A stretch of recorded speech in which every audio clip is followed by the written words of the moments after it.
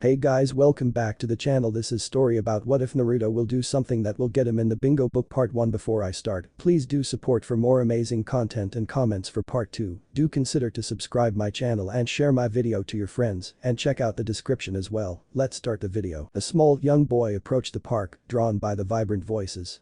Among the trees, gardens, playground and open spaces were a great deal many children in the throes of laughing and playing merrily. At first, he'd taken hesitant steps, but it eventually ended up wandering amongst them, gazing in open wonder at the joyful throng. He had only yet to choose a group to join when a parent gasped at seeing him.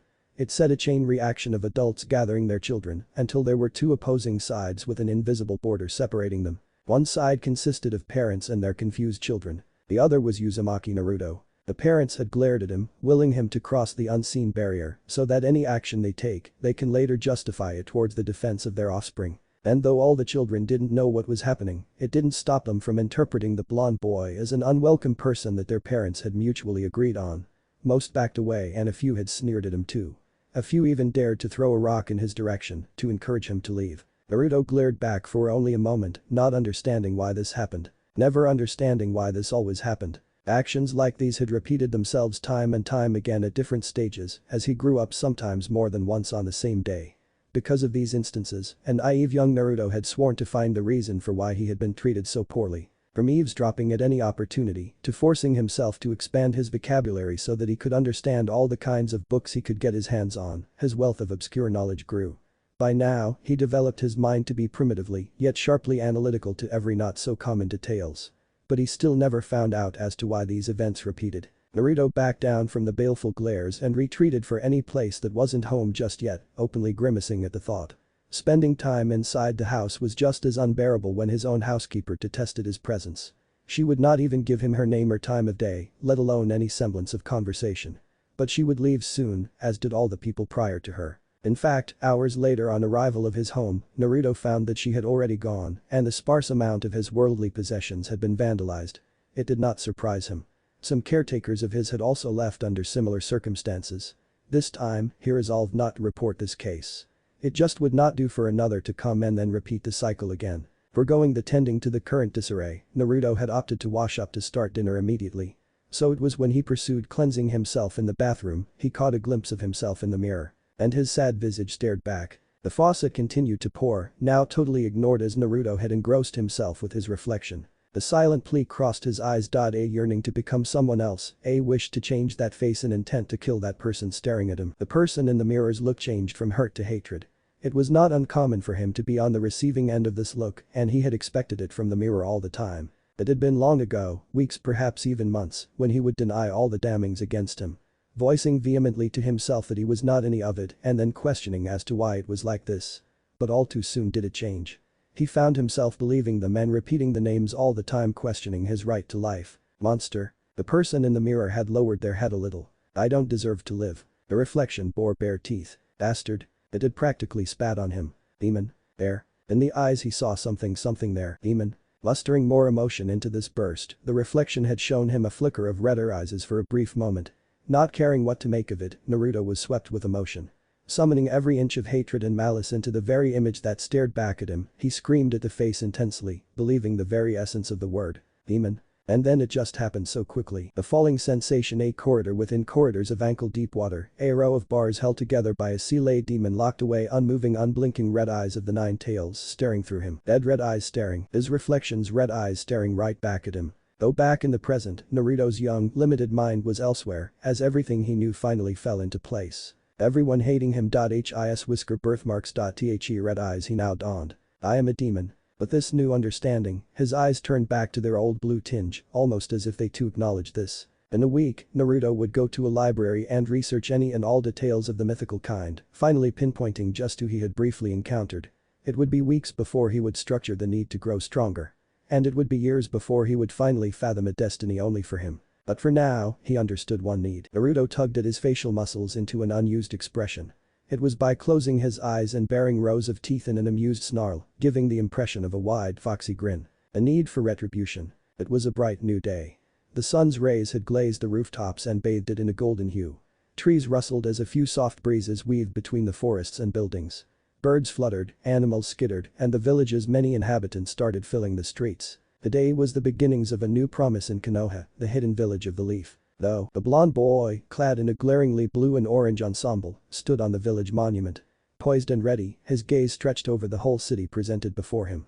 Withdrawing a notepad and a pencil, he quickly jotted down some numbers and then a quick sketch of the view before pocketing them in exchange for a paintbrush. This day, he'd make history. Do you know who these people are? Well, yeah, they're the Hokages, and you came all the way up here just to deface them. Well, they all look so serious, idiot. Whap. Naruto hung his head low and rubbed at the sore spot at being hit. Turning away and grumbling, he afforded himself a smirk whilst his face was out of view from his teacher. Instinctively, he felt a pocket and was satisfied at feeling the bulge of the notepad from before. Iruka, completely unaware of his student's hidden agenda, had his heartstrings pulled by Naruto's crestfallen look. The act of vandalism had triggered memories of his own lonely and reckless youth.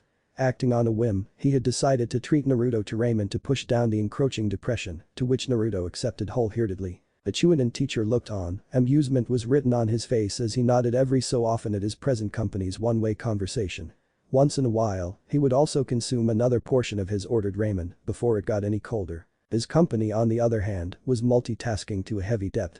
Eating the third bowl of ramen and raving about ridiculous stories to his teacher aside, Naruto's mind was very much elsewhere. Currently, it was going over the taijutsu he was learning at school and chaotically comparing it to a handful of other styles he had witnessed, whether first-hand or by textbook, as each cluttered thought he'd imagined jumped to different and unfocused tangents. Now, how his body and mind could act so independently could be attributed to years ago when he had just learned that secret of Konoha. The one that which no one should speak of. The reason of being the bane of everyone's existence, subjugated to humiliation and isolation, time and time again. He was the Nine Tails. The whiskers, birthmarks, those red slitted eyes and a dead sealed fox aside, Naruto still wasn't secure with the solidity of this development and pursued much research and self-theological debate until he felt he had an explanation with a combination of all the facts he could find. When he had been the demon, he had underestimated the strength of the hidden village of Leaf, and thus the fourth Hokage had somehow mustered an enormous effort to seal him away. Possibly outright ridiculous if the very history of the various ninja wars before the peace pacts weren't shinobi nations would fight for control, and it would be no surprise should any, if not all, villages strive to attain such incredible powers at their disposal. Oddly enough, all of the greatest of demons had disappeared one after another during the wars, so it shouldn't be surprising if there were people strong enough to seal them. In Naruto's own surmised words, no more demons around and the Leaf managed to catch one.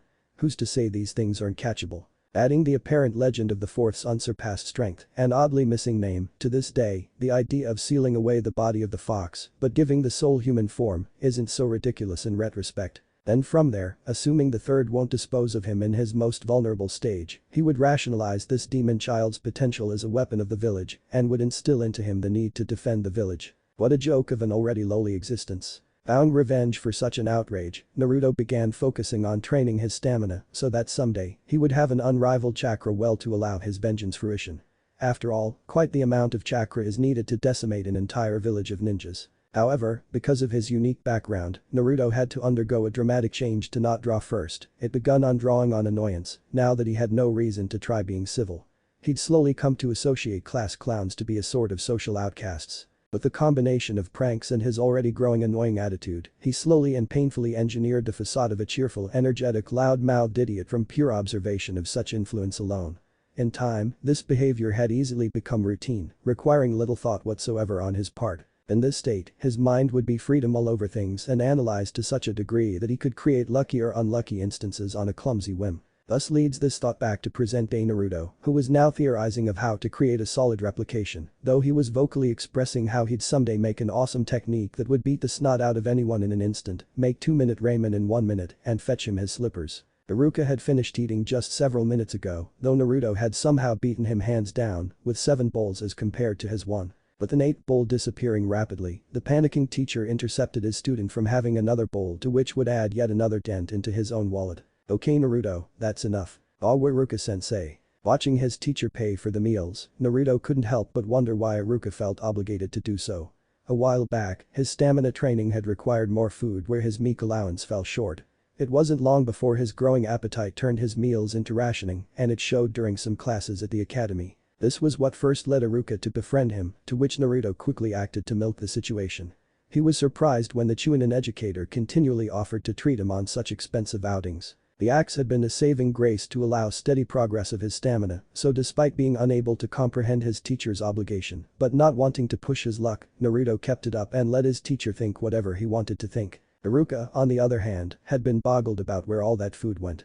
That thought was really a distraction from the severe sum he found himself paying for both meals and the meals prior, but really, who's counting? Not dwelling on their respective subjects, both teacher and student bid each other farewell and went their separate ways. Upon arriving at his humble abode, the soul Uzumaki had decided to finish the task he started earlier that day. Removing what looked to be shoddy repairs on his couch actually turned out to be a mangled-looking box containing folders and scrolls. He'd idly leaf through a few, Yamanaka Abura Minuzuka Naruto would tick off in his mind before seemingly at random, procuring a folder and bringing it to the table, whilst withdrawing the notepad from the morning. Flicking through various entries, he finally came across the latest, a brief overhead sketch of the main Hyuga compound and the number of windows he had seen. Opening the folder held several pages of information pertaining to various notable names of Hyuga main house and branch house members, or in the cases of some, a facial summary where a name wasn't present, as well as a small scroll outlining several moves of their training style. The combination of all information present now allowed Naruto a hypothesis for an architectural blueprint of the compound which will prove undoubtedly invaluable much later down the path. See, the meager beginnings of the plannings had started as an unconscious reaction as to when Naruto began playing pranks and seeing people other than himself suffer. It was after failure of prank after prank did Naruto begin a mental composition of how to set up the pranks with a focus to escape without being caught. Soon, his thoughts were put to paper and the details required grew with each new and extravagant trap. Eventually, he'd felt he needed to expand his mapping to more important places as he felt he might have to deal with said people eventually. Back to the present, though in the midst of copying the information, Naruto had paused, idly offering a silent prayer that this new research wouldn't prove useless like that time when he had finished compiling the whole Uchiha district and then that one guy decided that it was a good day to kill everyone. Well, though it did make his revenge that little bit easier, it would take the fun out of shoving off a respected household. The following day had been struck with inspiration. Naruto had just been called to the front of the class to demonstrate Henge no Jutsu, a transformation technique he had first pawned off as ridiculous when he learned it last year. In his spare time, he had furthered the theory by creating an alternate technique to actually physically alter his appearance instead of its mere illusion base. But on its completion, he berated himself for forgetting what would happen should anyone find out he was capable of a real transformation instead of creating an illusion of one. But if he should somehow degenerate it to a point where everyone would overlook it. Standing in front of the class, a certain blonde fox's eyes narrowed in mischief. Oh yes, just his luck that his new technique will make its debut today. Sexy, no jutsu. The genin test had come around later that day for the fox boy and time had slowly rounded to his turn. In an effort to test his teacher's keen sense of observation, he focused on creating an odd bunshin. This clone looked just like a dummy in Naruto's clothing and had effectively fallen to the floor like one would without a proper way to keep it standing. He had been successfully failed. As Naruto stepped out, he slapped his forehead at just how dense his teachers could be. Clearly he has a good measure of control to create an illusion to even look like and act like that. A real failure would create a clone that would be semi-transparent, the features wouldn't be as accurately synonymous to a real dummy, and it wouldn't act like a real dummy would. For crying out loud. The dummy had a crusting, painted smile on its less than polished wooden face. Oh well, he resigned and started in the direction of his backup plan. Naruto, until he had been stopped by Mizuki, a teacher's aide to Iruka and the second judge of his test performance. The man then offered a proposition for an alternative way to become Genin, which Naruto unthinkingly accepted with great enthusiasm. After parting, Mizuki watched the boy turn a corner and was gone. Making his way down an alley to his own home, the traitorous ninja finally was able to laugh out loud at seeing how easy it was to trick the demon boy into doing his dirty work. He'd be long gone before the Anbu would get on his trail and the little bastard would get what he deserves. Just down a few streets, Naruto was barely holding down his bubbling excitement. He had been planning to sneak a peek at the team rosters and a breeze might just mix up student names. When the lucky best of the best team of two were set, he would show up at Iruka's doorstep tonight and correctly perform bunshin. But finally putting his fighting skills to the test and learning some forbidden techniques, he couldn't have planned it better. But the skip in his step, a certain teacher thought he had pulled the wool over the village's eyes, whilst a certain fox boy grinned at knowing he had actually pulled the wool over everyone's eyes. It was mutually decided that life would be good this night. Stopping at the meeting place for the trader, Naruto laughed at having his new technique proved priceless at attaining the scroll from the Hokage himself. He would have gloated on it further, but time being as short as it was, he retrieved a small bag hidden beneath the roots of a nearby tree. Removing a cheap camera from within, Naruto began taking photo after photo of the various writings of the scroll, briefly skimming the contents as he did so. The various Polaroids had twisted in mid-flight, landing ungracefully at his feet. Indeed, the scroll lived up to its name, the Scroll of Seals, though he had been initially disappointed. All the seals didn't have set instructions to perform them, but instead, were vague in the linear notes of the theories of how they are possible, even the ones that are in constant use now. Which probably meant that the scroll was intentionally indistinct, should it be stolen. Groaning at the additional effort, Naruto continued at his task, letting the information sink ankle deep in his head. Finally he came across a few of the more useful sort. A person summoning calling teleport technique would be useful, and that seal posing as a dojutsu, an eye technique, was rather interesting. Boasting an ability to project fear into a person, paralyzing them, Naruto vowed to learn this aptly named killing intent technique soon. The ability to summon Shinigami, the god of death himself, was also enticing, though Naruto had been put off by having to exchange his life in this transaction. Then there was that one ninjutsu. He rolled his eyes at the absurdity of having a ninja technique in a scroll meant only for seals. Funny enough, the technique was considered forbidden, even at the Jounin level. The excited foxboy read the Kage Bunshin no Jutsu with growing amusement. Yes, it would do him a world of good to learn this shadow replication. He mused that the only person you can count on is yourself. There was even the possibility to master it this very night. Taking the reins back, he let his control return to the task at hand. Excitement rushing in his veins, Naruto moved on to the last seals and began reading the description, and his blood ran cold. For in his very hands lay the foundation of how he had come to be. The 4-season seal. He drank in the sight. It was now entirely probable that he could reattain his original body. Snapping out of his reverie, he took the last of the photos, put them into the bag, replacing it into its hiding spot, and immediately threw himself into learning the shadow clone. Had Naruto been more observant, he would probably have been more intrigued at the prospect of the last seal, the one with little to no information about the shape of a spiral. His breathing was haggard. His feet refused to budge. His hands clutched onto the scroll tightly. His body wasn't responding, but it was completely healthy. Naruto's mind was another matter altogether. For years now, Naruto's idiot facade easily had an autopilot switch. However, on quite a lot of occasions, his body would pull out some emotions, to which his mind would quickly suppress. Without a mentor to question as to what these things could mean, Naruto resorted to various forms of media to map them out. It wasn't long before he would find that these feelings were dangerous without dire self-control. Right of this moment, a feeling welled up inside of Naruto. It was a feeling he was unfamiliar with, but it didn't stop him from condemning it as one that wasn't welcomed. Just behind the tree Naruto leaned on, Iruka, all bloodied and strained for breath, had defended his student again from Mizuki. "He's not a monster." Iruka gasped. "He's just like me." The feeling had grown stronger now. The attempt to suppress it again had failed miserably, and the tears came. If Iruka hadn't shown up, Naruto would have beat Mizuki to an inch of his life and turned him in, citing a battle of luck on his side. But Iruka's appearance had changed things, having Naruto play his usual ignorant part.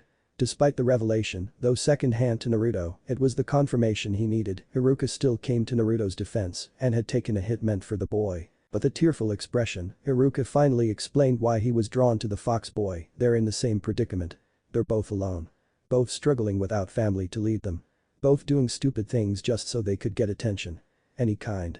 Just as long as it pushed away at the hungering loneliness. It was at this point that Naruto felt an emotion he had successfully dodged until now. Unable to quell it, he panicked and ran. Mizuki gave chase, but Iruka again interfered. "I know he's an excellent student. He's hardworking and always gives his best. But because he's so clumsy no one respects him. He knows what's it like to hurt inside." Toking Iruka from the inside, it was his wish to improve his life all those years ago, and now, when he found the blonde boy in the same predicament he himself was in, it tore at him to give that boy the chance he deserved, a chance Iruka had wanted his whole life. Nothing short of complete belief in his own words, the Chunin lecturer was more than willing to sacrifice his life for that of his student. He's not a demon anymore, he's Uzumaki Nero. Mizuki now understood that Iruka was an obstacle and concluded that his once comrade's life would now be forfeit. But Naruto would have none of that. "If you lay hand on Iruka-sensei I'll kill you." "Congratulations Naruto." Iruka smiled warmly, to which Naruto tried to discern the foreign object tied to his forehead before it hit him. He had earned, not just a genin headband, but his teacher's headband. If he had been thinking clearly, he would recoil at the thought of wearing the symbol of his adversaries, but for some reason, the thought had instilled other feelings that made him quite giddy. He let the pleasant sensation fan out and logical thought sat aside to bask in it. It was a feeling that made him smile. Iruka would always look back on this moment with great fondness. There was something about that smile that he couldn't explain. Unknown to him, it wasn't one of Naruto's fox grins, but the boy's first genuine smile he had given his whole life. "Boy, Naruto. What are you doing here? This class is only for graduates." Shikamaru asked. "Haha." Naruto pointed out his headband. "I know." Shikamaru blinked, surprised at the turn of events. However, finding it troublesome to go any further, he took the path with less effort and casually let the topic drop, walking off to return to his seat. Naruto continued to grin, prideful on the reflections of the night before. But when it came to that emotion he couldn't name, he mentally shuddered at the thought of losing to it. The feeling had ran rampant and it severely handicapped his judgment. A few minutes of mulling it over and an incident involving another male student that only his idiot mode could have gotten into, Naruto had finally let the musing to rest. He had altogether disregarded the thoughts, determined to not let it happen again. After all, he just showed he learned a forbidden technique, not to mention how he used it so effectively in front of his teacher. No doubt it would raise suspicions, but should he continue to play his part, no one would still be none the wiser. Focusing back on the present, Naruto finally picked up on the inkling of doubt that pawed at the back of his mind. It continuously insisted that he had forgotten something, and it was really starting to irk him. It was at this moment Iruka entered carrying the necessary papers for the team rosters. Oh that. Looking over his new teammates seating themselves on the rooftop of the academy, had Naruto really hate how unearthly powers stuck him with the worst possible team? Yes, he acknowledged that they were the highest scoring in the class, but still. He had heavily disliked the fact that his team consisted of a head in the clouds kunoichi without a blood limit and an egotistical ass with a copying blood limit. He admitted that wouldn't have been a bad thing if they trained together, but come on. Any headway Naruto would make would be undoubtedly stolen. If only he had either the Hyuga or Yamanaka girls, he could have picked up more on their arts, but no, he was stuck with the ordinary girl and the unoriginal boy. The unknowledgeable duo. Pathetic. Kakashi, however, had been a surprise. Though the teacher had failed all his teams before, Naruto knew of Kakashi's preceding reputation of being a master of 1,000 techniques. Rationally, 1,000 would be unlikely, but knowing techniques outside of the fire element would most definitely prove to be useful. But the likelihood of him teaching these techniques? With everyone seated, their teacher had been first to break the silence. "Okay, why don't you guys introduce yourselves? Go with name, likes, dislikes, hobbies and dreams for the future, that sort of thing." "You're our teacher, shouldn't you start?" Sakura interjected. Kakashi regarded it coolly and accepted. "Well, my name is Hada Kakashi. My likes and dislikes are none of your business. I have a lot of hobbies. As for my dreams, well," and his mumbles just trailed off from there. "So all we learned was his name," Sakura whispered incredulously. Naruto and Sasuke couldn't help but agree. "Let's start with you then, pink-haired girl." Sakura blanched but recovered quickly. "My name is Haruno Sakura. My likes and dreams are." Her eyes trailed to the dark-haired boy beside her, and she giggled. Kakashi rolled his visible eye. "I dislike Naruto," she said grimly, whilst Naruto acted accordingly. "And for my goal, I'll be a great kunoichi someday. With the love of my life," though she omitted the last part from being said out loud. Okay, his team was looking pretty bad at this point, but Kakashi gave them the benefit of the doubt. "And to the brooding guy." He pointed at Sasuke. Sasuke bristled but started. "I am Uchiha Sasuke. I have few likes and dislikes and fewer hobbies. As for dreams," he tilted his head down. "It's not really a dream. But an ambition." His eyes glazed. "To kill a certain man." Silence sat heavily, each person to their own thoughts. Kakashi reasoned that this team needed a major fixer-upper, but still had a slim chance of passing. "And you, the blonde kid." Their new teacher finally deigned to move things on. Naruto jumped excited. "Hey, I'm Uzumaki Naruto. I like lots of things, especially ramen. My favorite is miso ramen, but I also like prawn and pork and beef." He counted off on his fingers. Everyone rolled their eyes. "And I absolutely hate how long it takes for the ramen to cook." Kakashi silently swore never to pass this team. They would need nothing short of a minor deity to get underway. "And my dream." Naruto paused, eyeing a specific structure in his line of sight. With a well-placed sudden jump, the genin landed lightly on the railing facing the Hokage monument. "My dream," he repeated a little wistful. When he was younger and had just learned of his background concerning the demon fox, Naruto had set out to try to find out as much information as he could concerning his non-mortal heritage.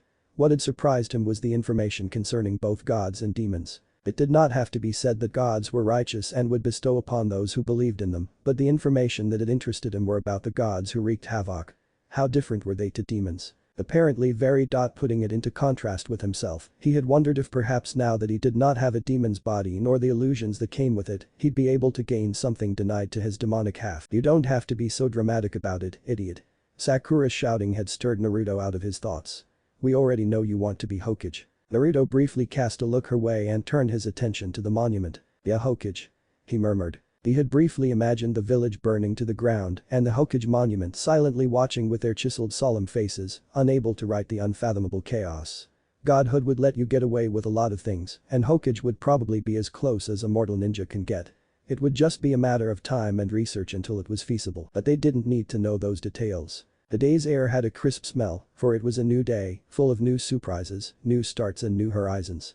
Truly it was all blue skies and sunshine on this very day. You'll have to come at me with killing intent to win. And with that one statement, the genin of Team 7's bubble was burst, and a cloud was to start raining on their parade. How are mere genin supposed to defeat a jounin? The genin in orange, however, regarded this statement with growing interest.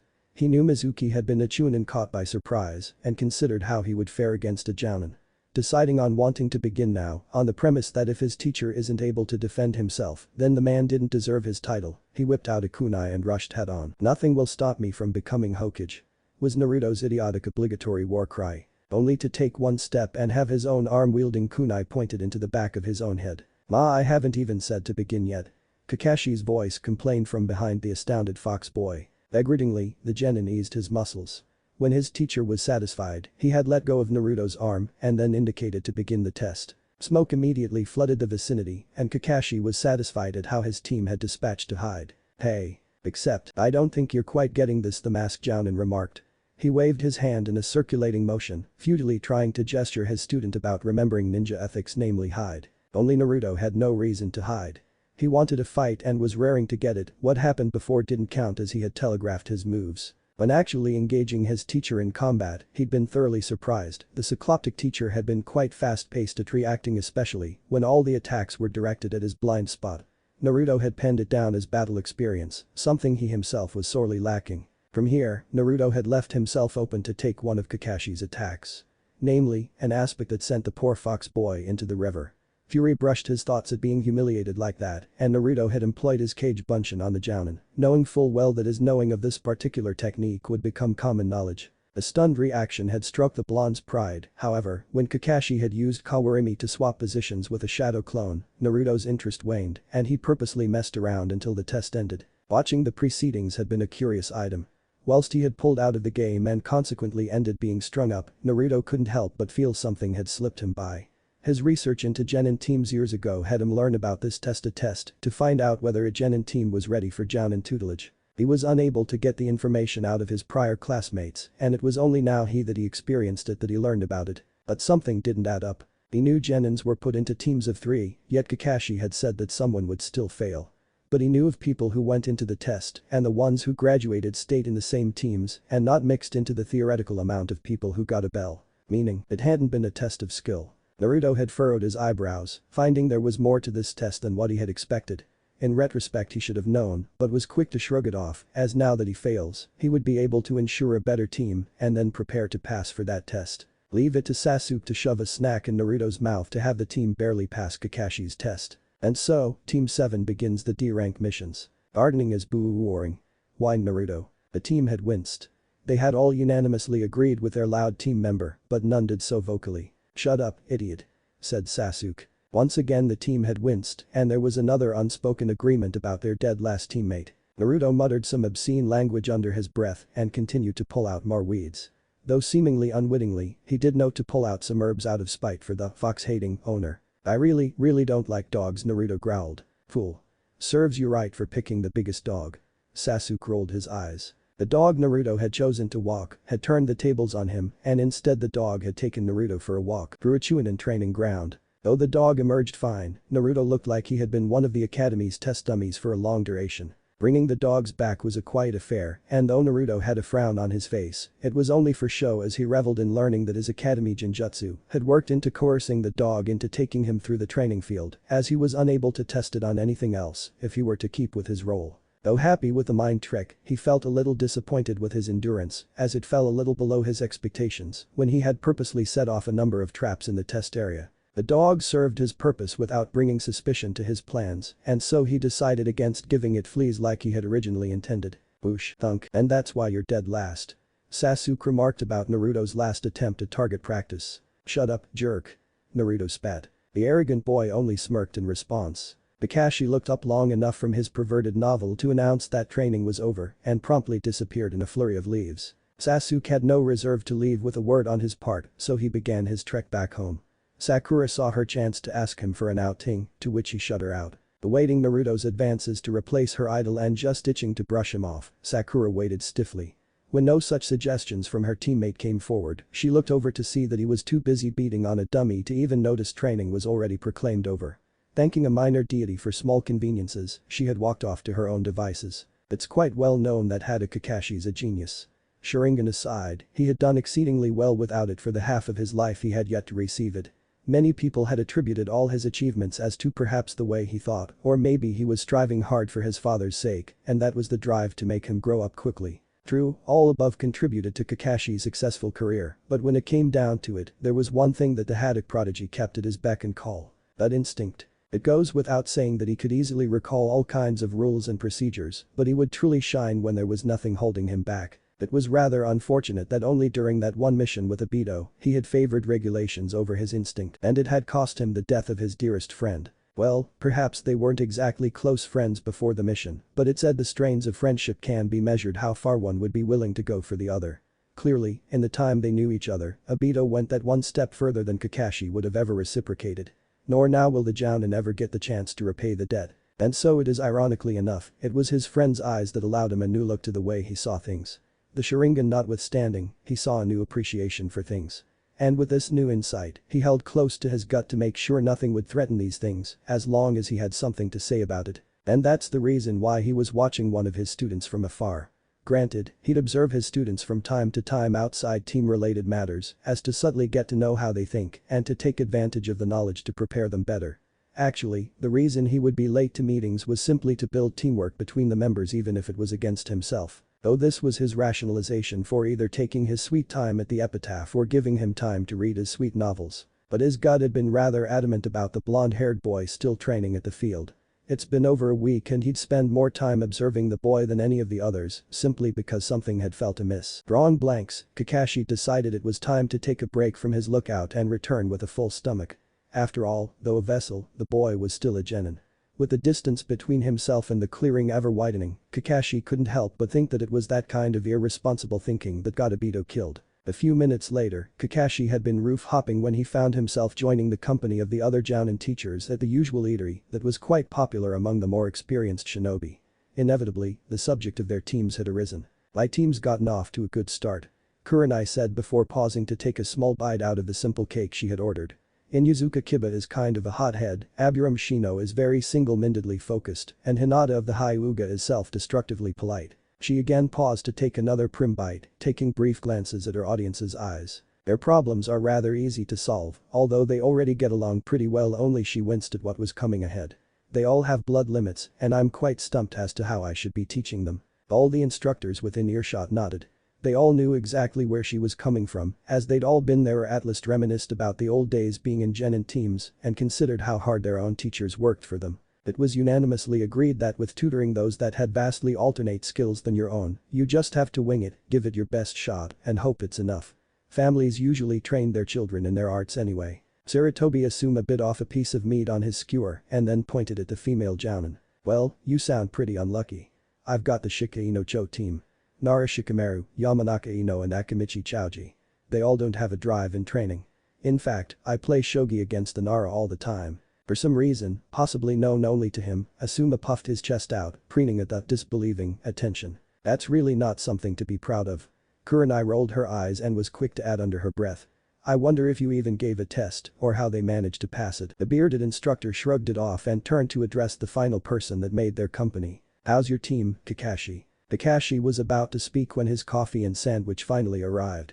He thanked the waitress kindly with his standard happy close-eyed nod and added the necessary additions to his beverage, ignoring the sandwich for the moment. Kurenai paid extra attention to him, considering that she'd never seen this Jounin without the mask and of course the cup-to-mouth movement required a drinking motion that a barrier should not get in between for it be successful. Actually, you could say she was trying to look underneath the underneath. Oh, just an odd group. Haruno Sakura, Sasuke of that clan and the Naruto. The air had been pregnant with silence between the three. Damn. Asuma found his voice and spoke what first came to mind. This response was the most obvious choice for this moment. Yep. Kakashi replied, now picking the mug up. 2 missing nins and a vessel. Kurenai added in her 2 cents. She was glad that she was up to date with this kind of knowledge, as being recently promoted to Jounin had you privy to a lot of new gossip restricted from below the rank, however she cursed at her lapse in concentration at the sight that now coursed her masked companion's face. Indeed. Kakashi nonchalantly took a sip from a straw that went underneath the mask. Did you know Itachi? Asuma asked, completely missing whatever subtle event that took place. Not personally. Kakashi shrugged. I knew Sakura's aunt. The only female in the conversation interrupted. Both gave her their attention. From what I can remember, she was the first Haruno since the establishment of the leaf to become a ninja. She gave pause to a stray memory. She was such a nice person. I don't think she ever became a missing nin in all honesty, I think she was one of the ninjas lost during that attack, since I wouldn't know for the life of me why she'd ever leave the village. The lapse in concentration had cost her again. They say that a relationship had her go into hiding. Kakashi mumbled whilst chewing. His coffee now empty and straw sitting idly by, Kakashi waved his sandwich that proctored a bite mark somehow, though his mask had not looked to have shifted in the least. Relationship. This was the first Kurenai had heard it. Thinking back on some old memories, she could swear she saw the now proclaimed missing nin with someone else once or twice. I think I remember someone, but I'm not quite sure this time. She made sure not to blink to miss the masked Jounin's antics this time. Kakashi dubiously averted his gaze, considering his next choice of words. Both Kurenai and Asuma leaned in. Although the male of the listeners had already heard the rumors, he knew if it was coming from Kakashi, then it was likely that they were true. Kakashi moved his sandwich to his face, but then was surprised to find his mask blocking the exchange, as if he had forgotten he was wearing a mask at the time. Looking up to see both teachers staring expectantly and a little surprised themselves, he, assumedly, grinned awkwardly. Sorry about that, I forgot I keep it on. Kakashi proceeded to wrap his sandwich up with a napkin and added it to one of his vest pockets.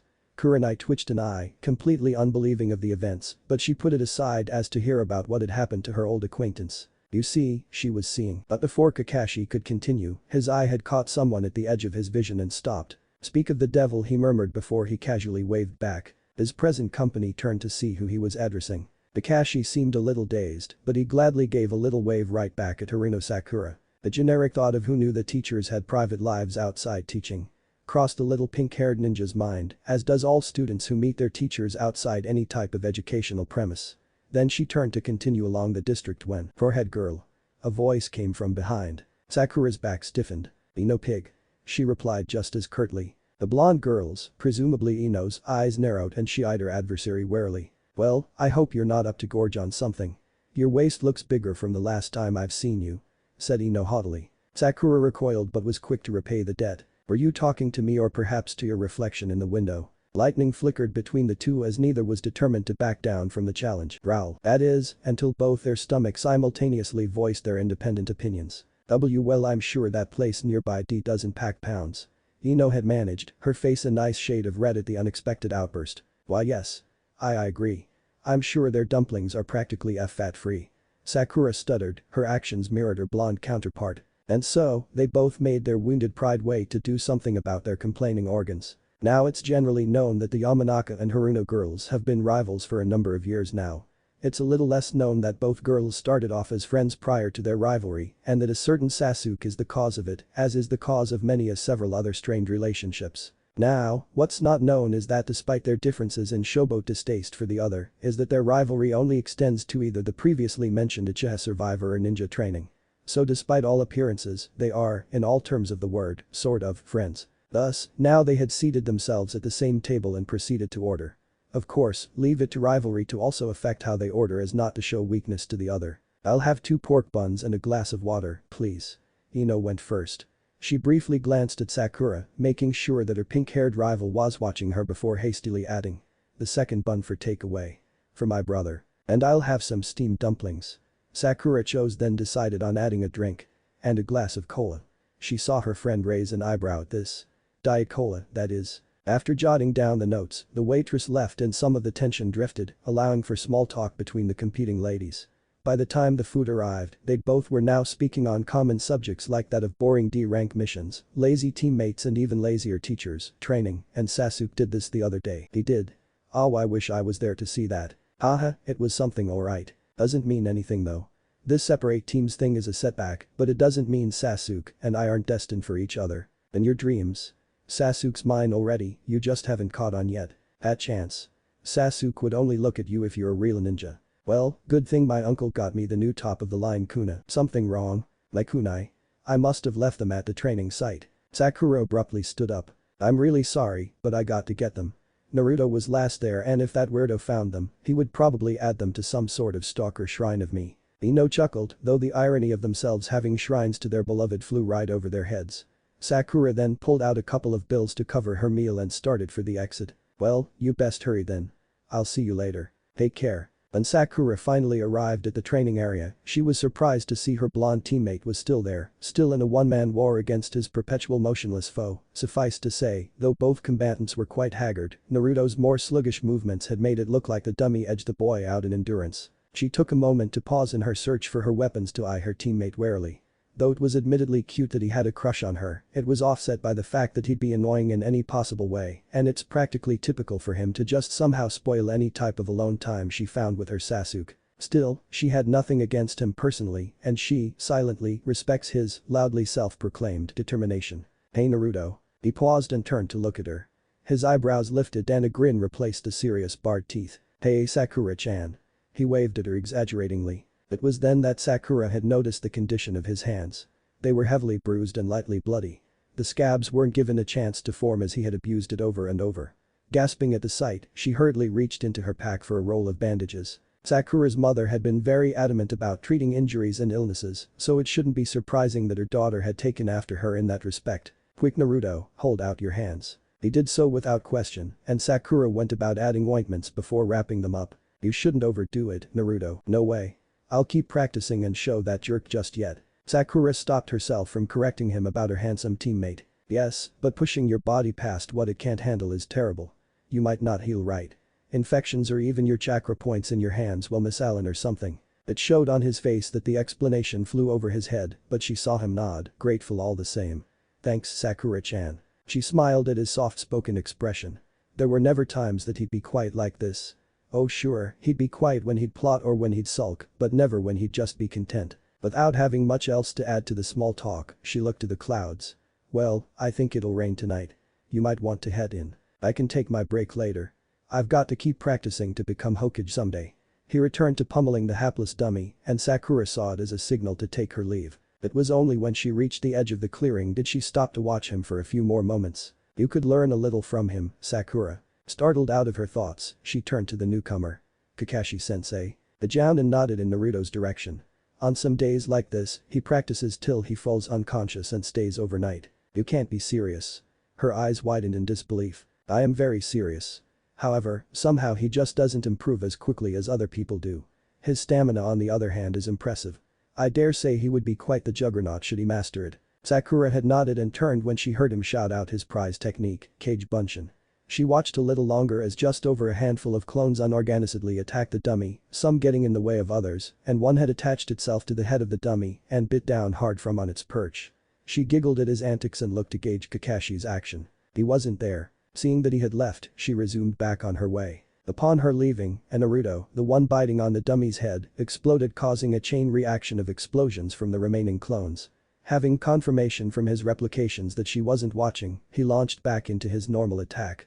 The bandages turned red very quickly. Unknowns to Sakura, the Haddock genius had stuck around but settled from a different post to watch the Uzumaki boy from a distance again. The boy had him truly perplexed. The lunch break had allowed him some space for thought and he had come up with two theories. On one hand, Naruto was an idiot. Loud, crude, linear thinking and downright clumsy. He had glaringly obvious attack patterns and would more often than not inflict more damage to himself than his opponent but could still outlast them. The boy lacked direction but was determined to get to places. A dangerous combination. On the other hand, Kakashi narrowed his eye, the boy was a genius. A very motivated, completely subtle and far more cunning than anyone on some level.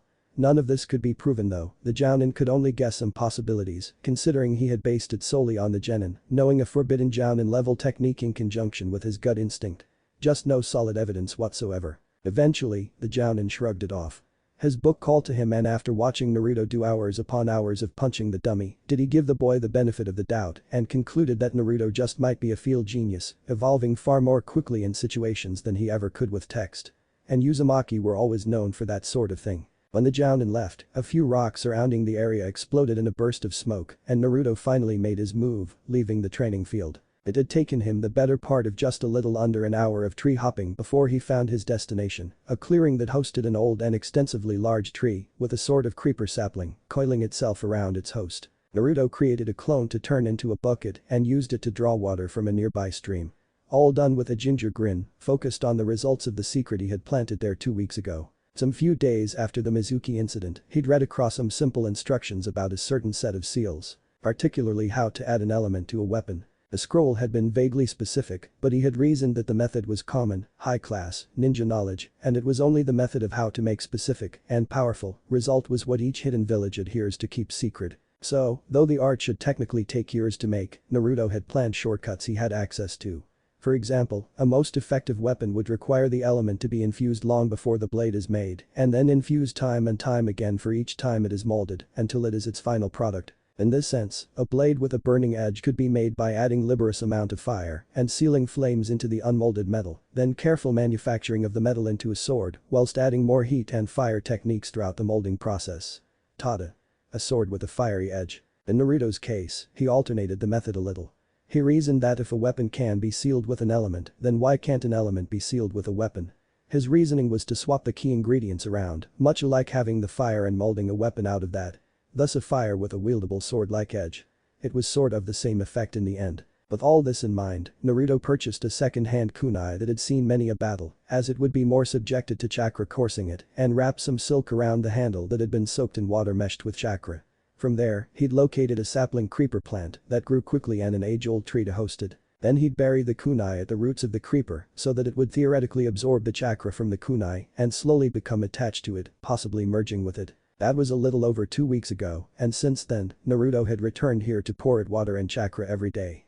And just like every day, the plant danced ever so faintly to the whims of a breeze that wasn't there, whilst tightening its grip around the tree. A little excited at the development, Naruto was still a little disappointed with the speed of the progress. At this rate, the weapon would only be halfway decent by the end of the year.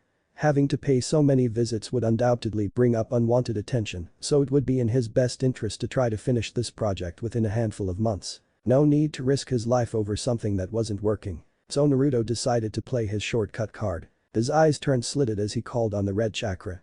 Years ago, he'd already learned to tap into the seal to pull red chakra out for his benefit. It was always signaled with the tinting of the eyes and would also give him minor boosts into jutsu, as well as a little faster healing rate. He'd never dare to test how much he could pull out, as the village might be a tad sensitive toward sensing demonic chakra as was the case now. Then he pulled away Sakura's bandages and swiftly drew a kunai over his unprotected wrist. When the cut bled freely, he held it over the creeper. The instantaneous effect had been amazing but almost beautifully dangerous to behold. If the earlier movement had been likened to that of a whimper, then the results now were akin to that of a scream. The blooming green foliage had tinted to an ominous red, leaves shed and buds grew, and the tendrils wrapped itself further around the tree, squeezing like that of a deathly forbidden embrace. Naruto couldn't help but be very impressed. His corner cutting had done better than he had predicted. And so he repeated shedding blood again and again, encouraging the sapling to grow and grow. It was only when the effect slowed down did he take it as a symbol to stop. He stood back and admired his work. Before today, it would appear the creeper was merely a growth, hugging at the age-old tree as something perhaps looking up to it, a guardian for the little plantling. But now it appears differently. Now it appears more to be a parasite, the red leech wrapping its vines in a deceitful and painful hold. In the coming months, it will eventually overwhelm the tree, choking the life out of it until there was nothing left to take, and then it would start choking the others out of its reach. Then it should be ready for harvesting. Naruto gave a nod and made a quick mental note to change his cultivating schedule accordingly and left satisfied for the day, heading back to his original training area to pick up where he left off. By the time he arrived, it was fast approaching nightfall, and the genin dug into his stamina training with vigor. The first few minutes were fine, but he was starting to notice the signs of faint. Looking to his bandaged hands from earlier and then his wrist, it had sunk in that he had lost more blood than he really should have gave. Without time to get home, Naruto retrieved his canteen and downed as much water as he could before unconsciousness takes him.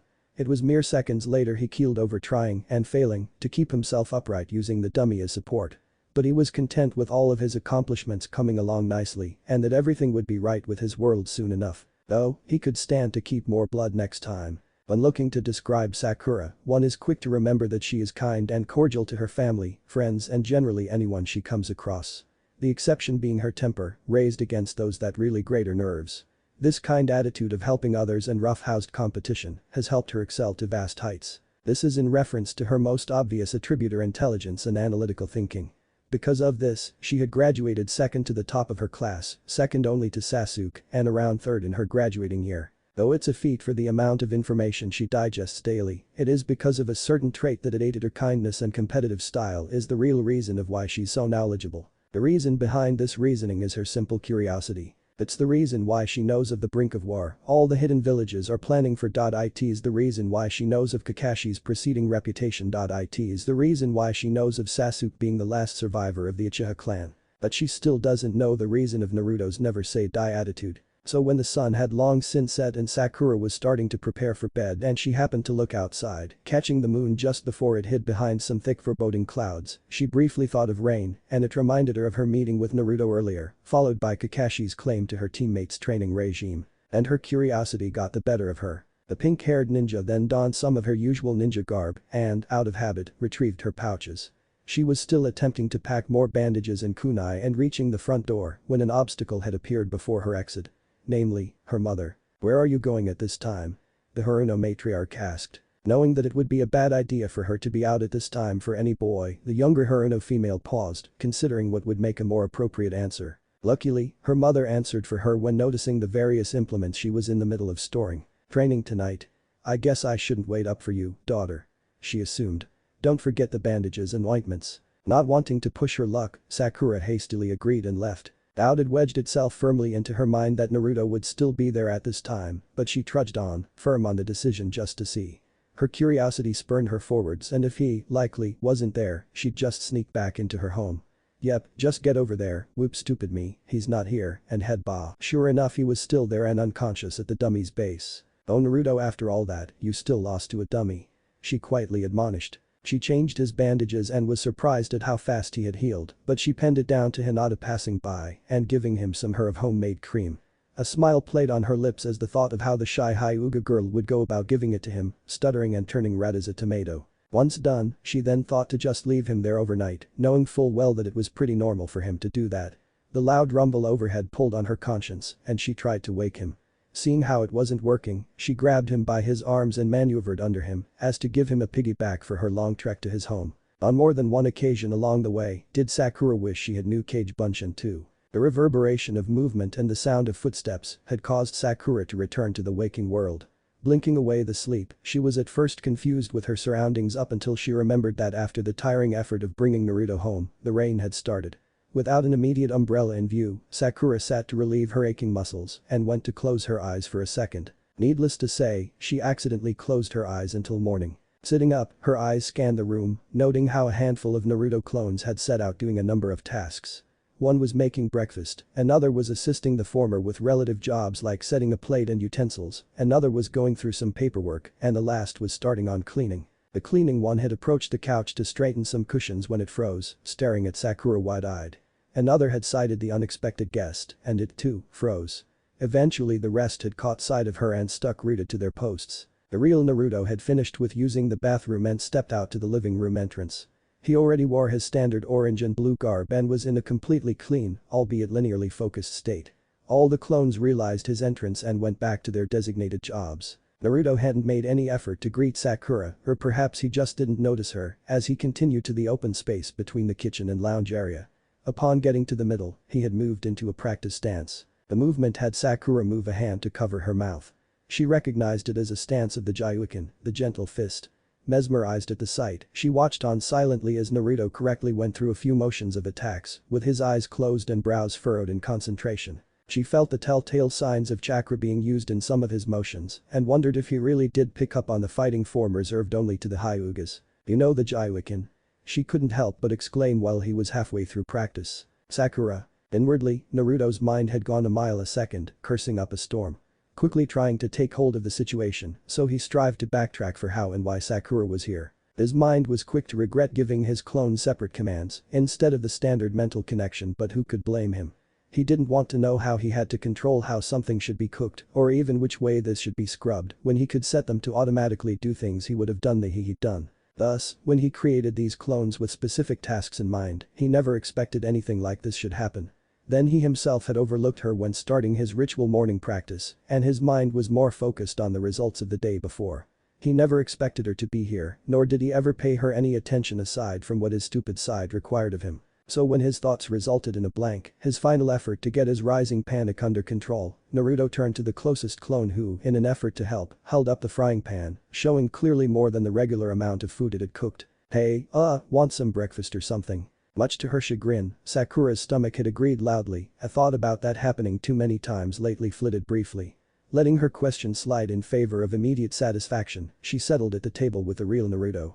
The chef clone began serving and she boggled at the food at the table. Scrambled eggs, bacon, miso soup, rice and toast with its complement of half a dozen condiments. This is a lot of food. The chef clone had taken the time to throw a grin her way. It was easily assumed that the clones out of view were throwing her the same smug expression too. "Well, breakfast is the important meal of the day," Naruto stated, helping himself to a serve of eggs, bacon and rice. Sakura took the cue to start with something familiar to her own mornings, toast. Though she did help herself to the more exotic jams her own home did not stock. The pause to eat allowed Naruto more thought on the situation. Sakura now knew too much and he would be compromised. Unless he somehow finds a way to open his seal soon, his mortal body would not last in the midst of a village of ninjas. Racking his mind for a solution, he found that there was still a way to stop word from getting out, and that involved his hands getting dirty. Instinctively, his doppelganger handed him a glass of milk to which Naruto gratefully downed to try to drown out that distasteful thought. Sakura had finished 2 pieces of toast before looking over to see Naruto gulp down a glass of milk in one sitting. Their serving clone had noticed her eyeing the glass and went to offer her a beverage. She accepted, and despite her wishfulness on staying true to her diet, her own family never had extravagant breakfasts, she settled for a little indulging and took a bowl of miso as well. Sipping delicately, her thoughts had reviewed that up until now, she went with the flow trying to figure out where this Naruto fit. Seeing Naruto imitating a prestigious fighting form, making clones first thing in the morning, and one was now serving them breakfast was just insane. If Naruto was really capable of all of this, just how much was he hiding? Finding her resolve, she went on to ask her previous question. "So, how do you know the gentle fist?" she asked right after she finished the last sip of her soup. "I don't know the gentle fist. You must be imagining things," he replied grimly, wishing she'd drop it and forget everything. "I know that's the art. I've practiced with Hinata a few times." With her accusation hanging stale, her eyes directly on the boy in front of her, Sakura didn't see the other clones tense. However, the hair on her neck began to prickle. Naruto demurely placed his chopsticks down and his eyes lifted, looking deep into hers. "Okay, I only know the bits of the style and what it's supposed to do, easily enough. The Byakugan lets someone attack the inner coils and with little chakra to waste. Without it, attempting the same thing would be stupid, since it's hard enough to pinpoint the inner coils by normal means and near impossible when in a fight." Sakura nodded. He was right so far. She motioned him to continue. "The thing is, without that, I can't see how to do the same effects, so I'm still experimenting. I've also seen enough people practicing the gentle fist to do similar moves, and I'm figuring counters should I ever fight them." He neglected to mention that he'd heard of the chakra scalpel, a technique that required precise control to produce a cut inside the body without breaking the skin, which was undoubtedly engineered by Hyuga and adapted by non-Hyuga medic ninjas, and when he'll eventually learn it, he would reverse engineer it to redefine the style to his taste. Nonetheless, his audience mouthed a wow at the impressive lengths made to steal a prized fighting style under their nose. He hoped that she'd be odd enough to never mention it again. "But just in case, you can't tell anyone?" She raised an eyebrow. "And if I do?" Of course she knew what would happen. All hell would break loose at the knowledge of an outsider genin stealing a prized family's art form. What she didn't know was that the fiasco would be much a bigger foray, considering this was the same demon boy that knew it. "You won't tell anyone?" He stressed again, ice underlined his statement. Sakura's survival instinct screamed at her to leave, and she looked up to finally notice that the clones had surrounded her. Fear reached her eyes as she desperately tried to come up with a plan to leave.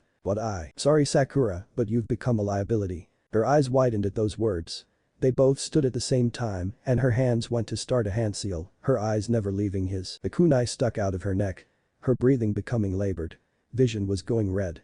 Naruto was pushing it in harder, heart-stopping chest feelings up and forward spinning can't breathing toti. Sakura gasped. Naruto hadn't moved an inch. Her thought swam in circles. She was sure it felt real. Naruto withdrew a kunai and she moved to act. Her hands were only inches apart to complete the seal, allowing her to use kawarimi, so why couldn't she move it? "You can't move out of fear," he said, drawing close. What do you mean? Her voice came out hoarse, almost a whisper as her mouth was still locked in its panicked vice. Your arms. I've stopped you with killing intent. He was standing in front of her now. With tear-stricken eyes, she pleaded. Please don't do this. He had merely frowned sadly. I don't want to. Tears streamed down her face. Then don't. The kunai was now at chest level. There's no other choice. She took a shuddering breath as he closed her eyes for her and his arms started moving of their own accord towards her neck. Then train me. And he froze. Stopping at the last action. Train me. She repeated again. So that I can help you with your research. What?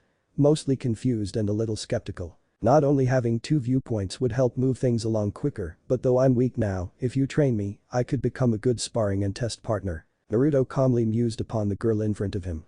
Everything she said rang true. Thinking back on it, he would have to revise his opinion on the ordinary girl. Ordinary meant she wouldn't have a one-up on him with any special blood limits. This was good when he requires a testing partner or a second opinion, as they would have a similar base of comprehension, without complicating things on being too knowledgeable of what their blood limit was more privy to. And if Sakura ever discovers him being the fox demon, the faster all his best laid plans fall to ruins. No, not an if but a when. She would undoubtedly find out sometime. But could he have a hold on her when the time comes? Coming to a conclusion, he grabbed her by the shoulders and forced her rigid body to pivot to face him. Do you swear you won't tell anyone what I say or do to anyone? Yes. Do you swear you won't use the techniques without my say-so? Yes. Do you swear to uphold anything I, as your teacher, say as law? Sakura had swallowed hard at the possibilities of the last one. Yes. Naruto took a deep breath, hoping that this gambit would pay off someday. Then I accept you as my apprentice. Sakura grabbed her mentor's hands and held them together, smiling. You won't regret it. They continued to stare into the other's eyes, knowing that something big would come about out of this, though Naruto hoped it wouldn't be something along the lines of a kunai in the back and a festival for doing so. Naruto was first to break eye contact, bafflingly glancing at her hands that his acceptance had brought enough will to procure herself out of his technique, but he waved it off to get back on track. Time for some rules. Holding out a finger, he started. Like what I made you promise, you cannot repeat anything you've learned from me, even if it's words or techniques without my permission. This goes especially for when we take the exams. She nodded. 2 fingers up. You can't let anything be traced back to me. And I mean anything. If you keep a diary, a little bit of red crept up her cheeks. You can't write down what we do. If someone asks, lie about it. If you're followed, don't lead them here. Nodding on her part again. 3 fingers up. Though I am now a teacher to you, you will not call me that. We'll just stick by our names so that we won't accidentally say something else when we're not supposed to. A little odd, but she had no qualms, so again she nodded. 4 fingers up. You can't act differently outside of us training. She tilted her head at this one. Yes, that means you'll have to act the airhead around the ass. She gave him a deathly glare. And reject me when I ask for dates or training. Don't hold back when you feel like hitting me then either. An incredulous look, but she nodded all the same. She'd later learned to abuse that rule whenever she was particularly angry with her mentor's teachings. Okay, once I decide how to train you, I'll find you and key you in the details. Now it's 6 a.m. and Kakashi'll be expecting us in an hour and a half. Don't be late. He motioned her to get out. What? That sounds like an excuse to blow me off for a while yet.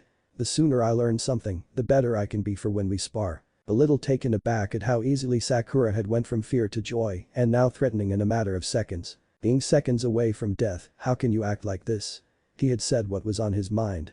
He needed to know at this point. She smiled and her hands went behind her back. I already figured you won't do it. She replied a little snootly. He folded his arms awaiting her to continue. I figured you can't kill me because an investigation would occur and they'd have to check on you since you're my teammate. Undoubtedly your neighbors might know or hear something, and then there's still the possibility that someone saw me carry you home last night. It's too risky, so you'll have to do something like put me unconscious and sneak me back into my room. Naruto was very impressed. She had described his plan word for word. Except she missed the part about driving a stake through his head. Once people hear it was the teammate of the demon kid that got killed, but she wouldn't have known of that part. And when did you figure this? When you froze me. You closing my eyes just set it in stone. Naruto let a smirk cross his face.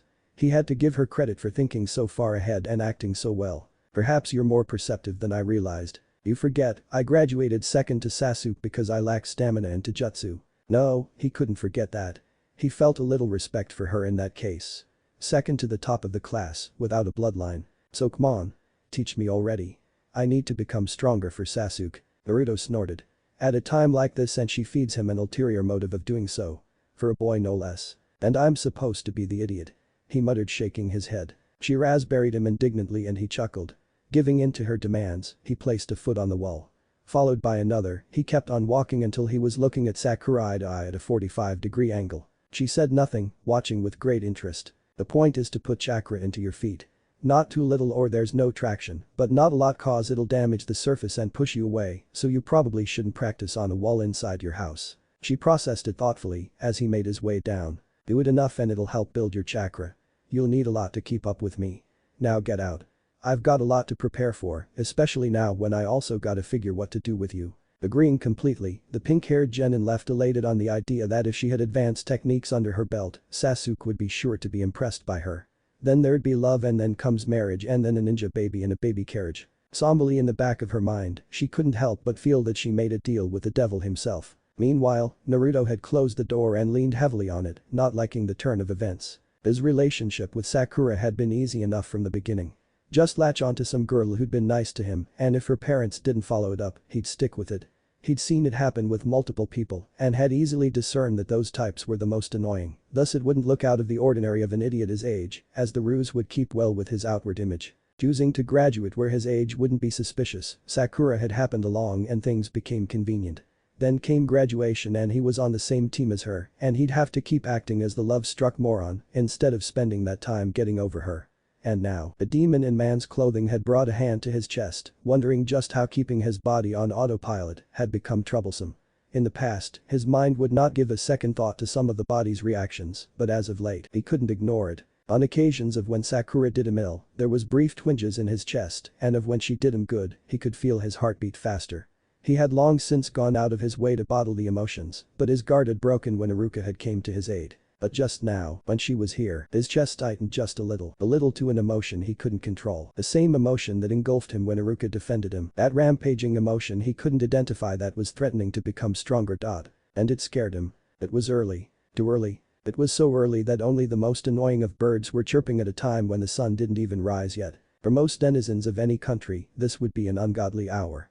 To ninjas, most jobs tend to start at this sort of hour, so none of those reappearing folk were complaining much about it. So, though you have people who were up at this time, no one was particularly happy to be up at this time. However, there was one person that was running all the way to certain residents that was pretty excited. Oh yes, there was someone on her mind that'd help her become pretty strong. And then she finally reached her pretty little destination. Morning Naruto. She greeted, pretty spectrum rainbows and pretty glimmering sunshine flowing in every direction. She smiled. What the hell are you doing here? He flat-toned. And then Sakura was pretty bewildered. You're gonna start training me? She replied. As far as she knew, she wanted to be with Sasuke. Sasuke was only interested in training and becoming stronger. Naruto pretended he was weak but was actually really strong and was always looking to research new techniques. She knew this and would help Naruto in exchange for training to catch Sasuke's eye. They had mutual interests. It wasn't complicated. I didn't tell you to come back in the morning. He snorted. Then why the hell did Naruto try to complicate things? You didn't give me a time to come back at all. She said, a little more forcefully than she intended. For good reason.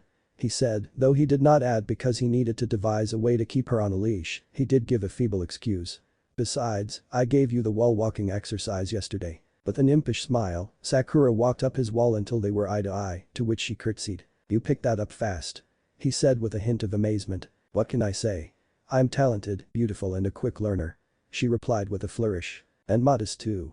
He snidely added. The female genin made a threatening motion to bodily harm Naruto, but he merely raised a brow at her unintimidated. So he got head slapped. I still don't understand how you can act so prim and proper to Sasuke and just about everyone else, but come down to me and Ino, and you're just as loud as I am. He lamented sourly, while rubbing the back of his irritated head. Being cordial will get you anywhere.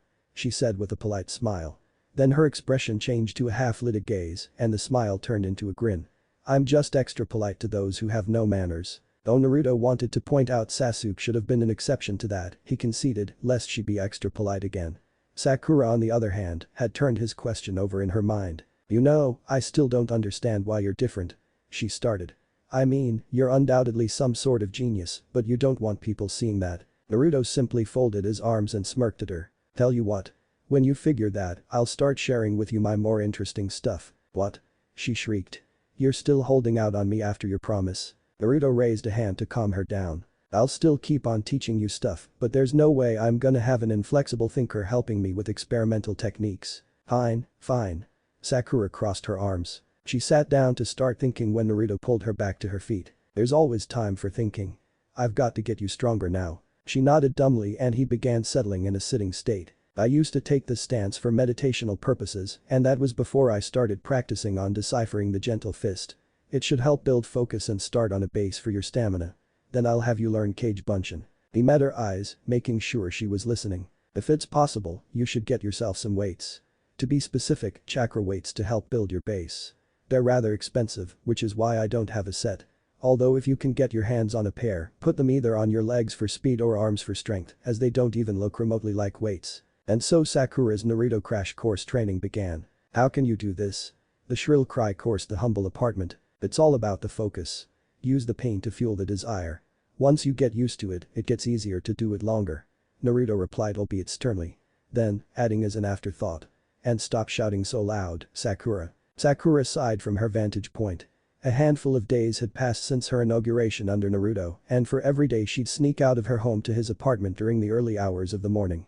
Though he had been rather reserved that this wasn't a good idea, the third time had his resolve crumble and accepted outright. He reasoned that he could find another time to be flexible with the hours, but why change a working schedule? So then she'd get around an hour's worth of training for either building her stamina chakra or, if she was lucky, a ninja technique which as of yet she'd only received one.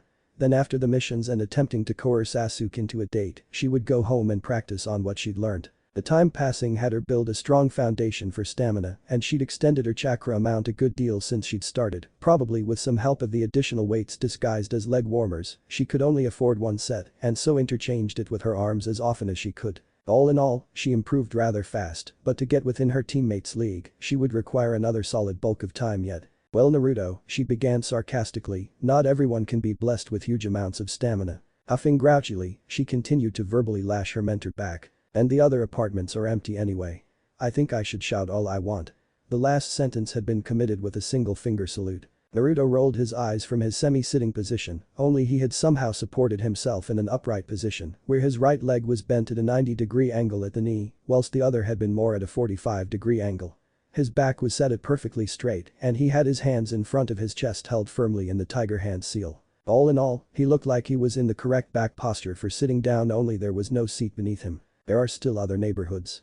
It'd be a problem for them to find out about this. He noted her being still seated on the floor. Now get back to your stance. She frowned at him, but had said nothing and did not make any attempt to move. Still having had her full attention, Naruto decided to throw a little salt into the open wound and had shifted his left leg to lay on top of the other's knee. At seeing Naruto suspend himself using only one leg, his pink-haired companion scowled, grabbed the nearest object, a book, and flung it at her blonde teacher, who deftly caught it and opened it at a bookmarked chapter all without missing a beat. Defeated, the pink-haired girl extended her impromptu break by seating herself cross-legged and meditating to get her chakra flowing regularly. So how's it going between you and the brooding one? Naruto asked. Sakura scowled. He always made light of her flirting with Sasuke.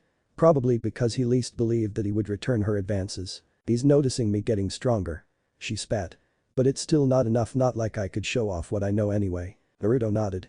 It had been a rule on accepting her. How about we let him in and he can train with us too? Naruto had turned away and scowled. He knew the other boy would train hard too, but then where would it go? The boy would attain Sharingan and he would take everything he would need, and then what? Sakura would likely revert back to a babbling wreck, and picking her up as an apprentice would be a moot point. Add the fact that with 2 apprentices, it was twice as likely he'd be found out. Best to err on the side of caution and keep only one focused apprentice. I'll think about it. He said with much conviction to not continue the topic. Sakura took it seriously and let it go. Eventually, she stood up and readied herself in the same position her trainer was in, though still rough around the edges as compared to his flawless stance. That reminds me, Naruto said, looking over to her from the book. You need to eat less of what I cook. This thought caused Sakura to lose her focus and her balance, having her fall on her rump again. However, instead of complaining at how he had caused her lapse in concentration or how it could have been a jab at her weight, "But you cook way better breakfast than what I normally get at home," she complained. It caused Naruto to smirk wryly. "I'm not telling you to stop eating what I cook," he admonished. "Just less. People will get suspicious if you don't eat breakfast at home, and yet you seem to be getting fitter." He licked a finger and turned a page. Sakura couldn't argue that point but had pouted, not having to like the amendment. Naruto would often cook a grand breakfast, and because of her more athletic metabolism, she found that she was starting to catch up with the blonde boy's appetite. Not the full-on possibly eat 8 bowls of ramen in a sitting, but she now could definitely wolf down one and still be a little peckish for something else. About to resume again, Sakura took a quick glance at the clock and noted that it was nearly time for breakfast. If she didn't get cleaned up now, she would have to skip out on breakfast with her teammate and eat less satisfactory morning food back at her own home. Thus, a Sakura clone sitting at the sidelines then handed her a towel and a glass of water. Accepting gladly, Sakura regarded her cage bunshin with pride.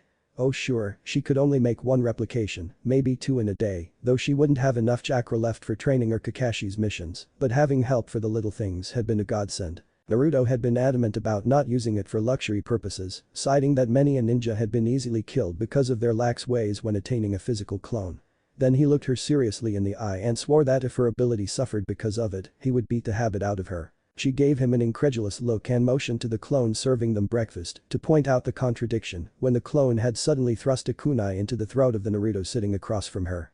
Sakura had watched in complete shock as her mentor had choked on his own blood for several seconds before he exploded, dispersing smoke within seconds. But the slow realization, it dawned on Sakura that the chef Naruto had been the real one, whilst a clone had conversed with her the length of the whole morning. That day, Sakura had learned a valuable lesson about not abusing power. And so she wiped the sweat off and dispelled her clone. Naruto quietly observed his apprentice as she headed for his bathroom to clean up.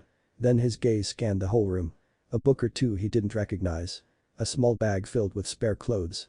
A vase full of flowers. Hearing the sound of running water and then being muffled when a body had interrupted the spray, had Naruto theorized that the bathroom cleaning agent she used was likely hers too. Just my apprentice for morning practices and she practically moves in with me. He groaned in dismay. Returning to a standing position, he marched over to his chef clone and was quickly joined by the other clones. There they'd move in perfect synchronization, throwing between each other pieces of breakfast, cooking what needs to be cooking, and arranging what was already done until everything was in place. A few scant minutes passed and Sakura returned to Naruto's presence, altogether fresher than when she had left and had joined him to eat. Because of her tiring practice, Sakura took to her meal with much gusto, causing her mentor to shake his head. Geez. Before long, you're gonna be eating like I am. He commented dryly, though he knew that it would take months of practice before her metabolism would be anywhere near as fast as his. But he'd only commented to slow her eating for the time being. She would have just ignored that if she didn't catch on something that had prodded at her in the back of her mind. I'll be eating like you are when you start teaching me the advanced stuff. She then took a moment to bite into a piece of toast. So when's that going to be? He blinked naively. Of course he had reason to. Have you figured out why I'm an idiot then? Sakura cursed under her breath. She had forgotten that little detail as soon as he had started training her. Damn it. I haven't been thinking about that. Naruto held up his hands innocently in an open hand gesture. I thought you were smart. She was about to reply with a particularly nasty 4-letter word and was ready to break into rants. Apprentice. He said the word sternly without it sounding demeaning. It was a term he used on her a day or so ago whenever he wanted her to take something seriously and focus. She looked up and analyzed his motions. He was pointing to his wrist and tapping it, staring expectantly at her. Oh, she was running late. I've got to get going. She grabbed her bag with dirty clothes and ran for the door. Thanks for the breakfast, Naruto-senpai. Among a few shortened teacher pet names, her most used being senpai, were terms she used for him not long since he started calling her his apprentice. She was quick to notice that he already broke one of his own rules and went on to abuse this for whenever she was feeling particularly playful or scandalous. He would always try to correct her, but she usually had none of that, using it only when she could get away with it. Like now, when she's running out the door. Naruto could only resign to wave her off. Once she was out of sight, he grabbed his latest shopping bill and skimmed through the prices, frowning at the tally. Having an apprentice was getting kinda expensive. You're late. 2 accusing fingers pointed at the not entirely embarrassed-looking Jounin. Sorry. I had a bet with Asuma, but you'll be happy to know that I won it. A visible closed eye turned upwards, obviously in high spirits. It's not a stupid bet about being purposely late on us for the last week, was it? The orange-clad boy folded his hands displeased. The teacher scratched the back of his head completely sheepish. All his students ignited with unsurpassed fury that could only be summoned on either the villain killing your loved one or when a friend really ticks you off. They also mentally noted to also force a pack of tobacco sticks down the bearded Jounin's throat. But we got a mission today. The tension eased a little. I know it's a regular D rank. Sakura and Naruto were slowly approaching their teacher, fully intent on throttling him into next week. Though Sasuke wasn't following their example, his hands twitched and he was with his teammates in spirit. but it could turn errank. There was a break in forwarding as the students exchanged confused glances. Kakashi used this distraction to get them moving to their mission. So you want us to go in the bathhouse, replace the old stools and cleaning stuff with the new stools and cleaning stuff in less than 3 minutes? Sakura deadpanned. That's a D-rank mission. Naruto pointed accusingly. There's a catch. There's always a catch. Sasuke mumbled to himself. Kakashi gave Sasuke a hearty slap on the shoulder. Sasuke is quite right. You all will have to split up and enter the bath, that's not of your gender. What? Chorused the genin. Before long, collective murmurs and shouts of vehement denials rose in volume as the idea of a mutiny had unraveled, all agreeing that their teacher had gone too far. Fine, fine. Meet back at the bridge. Their teacher called it off. Well, that is Team 7's first mission failure. Kakashi sighed dramatically. It was an unreasonable mission. Sakura folded her arms, frowning. Though Naruto and Sasuke visibly nodded, they had disliked the idea of staining their as-of-yet flawless mission achievements, even if it was something ridiculous as this. But neither wanted to be the first to fold. The Haddock Jounin had expected all of this, but he needed a way to explain certain things to his students.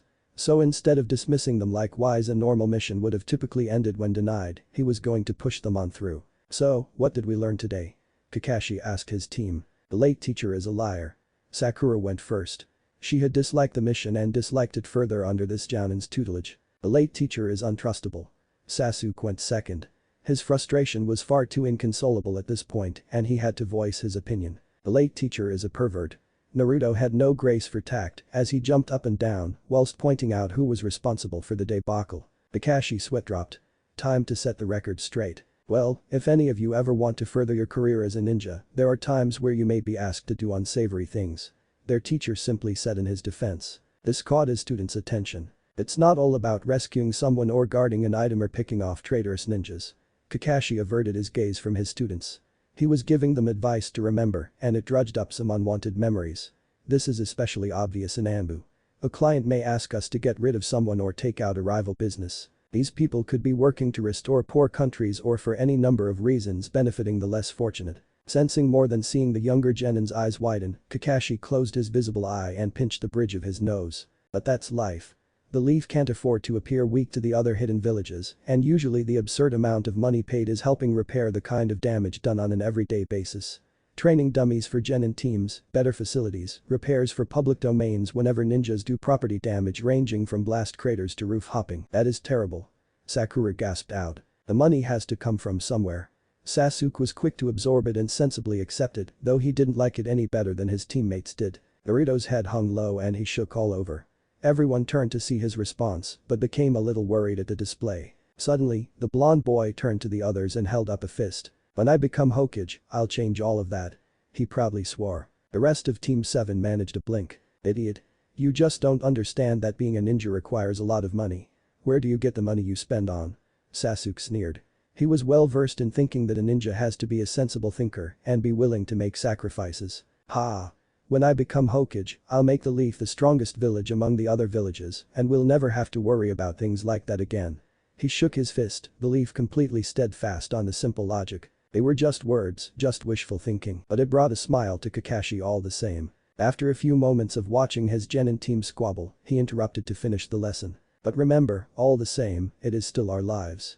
We may not have to like what we do, but that's the way things are.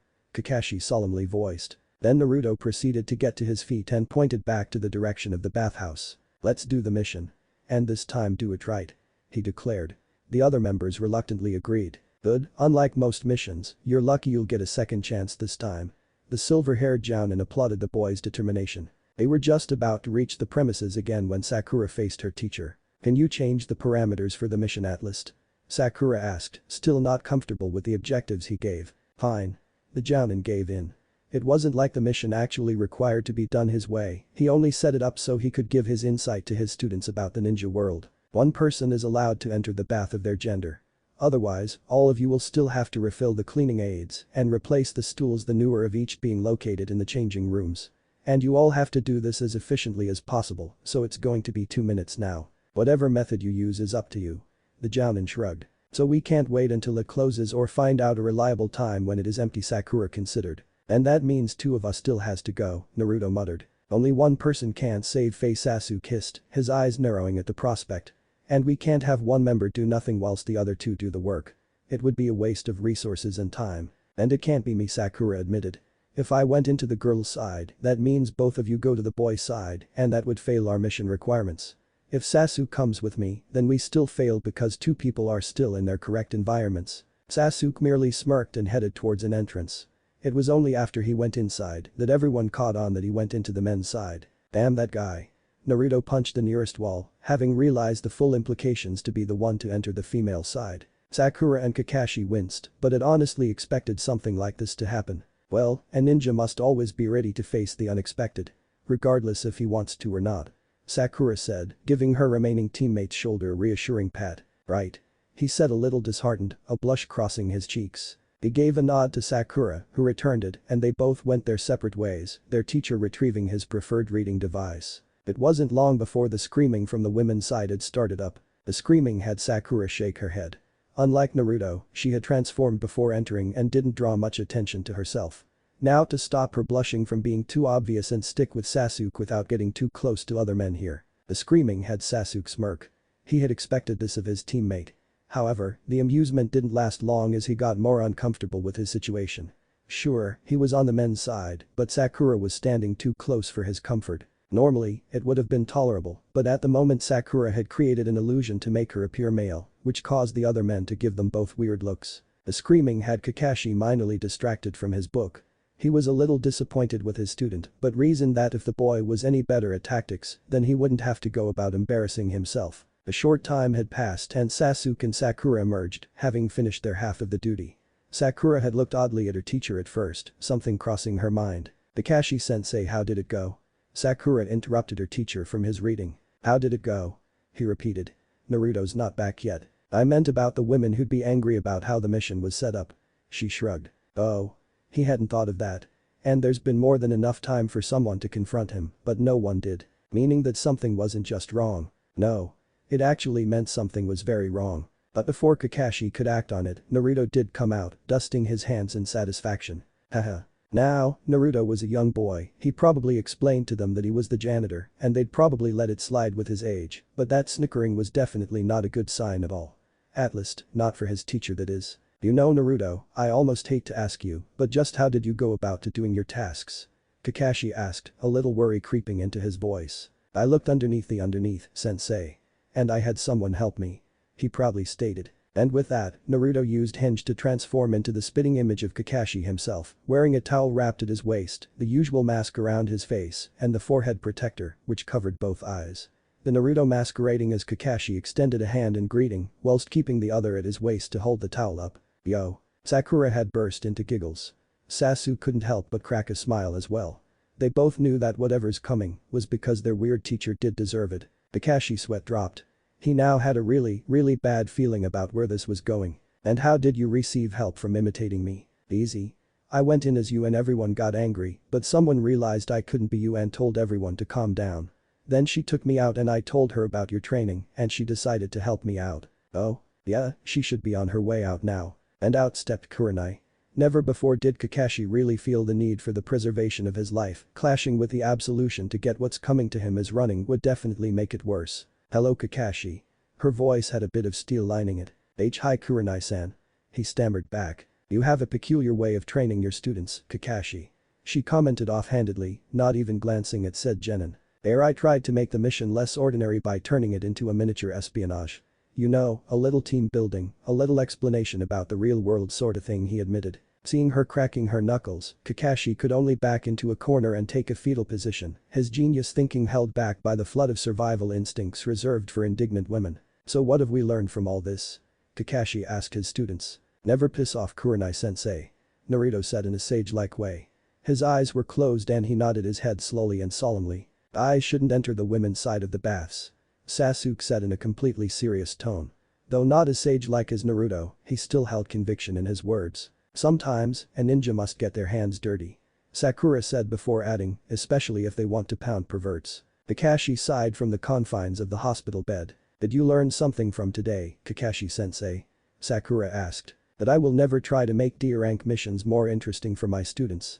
The silver-haired jounin said glumly. The genins had a good chuckle about it and their teacher set about dismissing them. But before they were out the door, he called their attention to address his serious piece so his students could reflect on it. Just don't forget our lesson today. Kakashi reiterated. Sometimes a ninja must do what they don't want to do. We don't have to like it, but it's a mission and we must do it to the best of our abilities. He gave them a curt nod. We are ninja. We are ninja. Sakura mumbled to herself. She had went about her day normally and was now preparing for sleep, her mind locked on her teacher's parting words. Something about the statement rang in her mind like a key piece to a jigsaw. Problem was, she had millions of other jigsaws still incomplete. And it was still on her mind when sleep had finally taken her. She had a dream about a spy. A spy in a village of very important people. But everyone had known he was a spy. So the spy did the one thing that no one wouldn't believe. And everyone laughed when they saw him stuck getting into an open window. Laughed when he'd sneak around corners in plain sight. Laughed when he bragged about being a spy.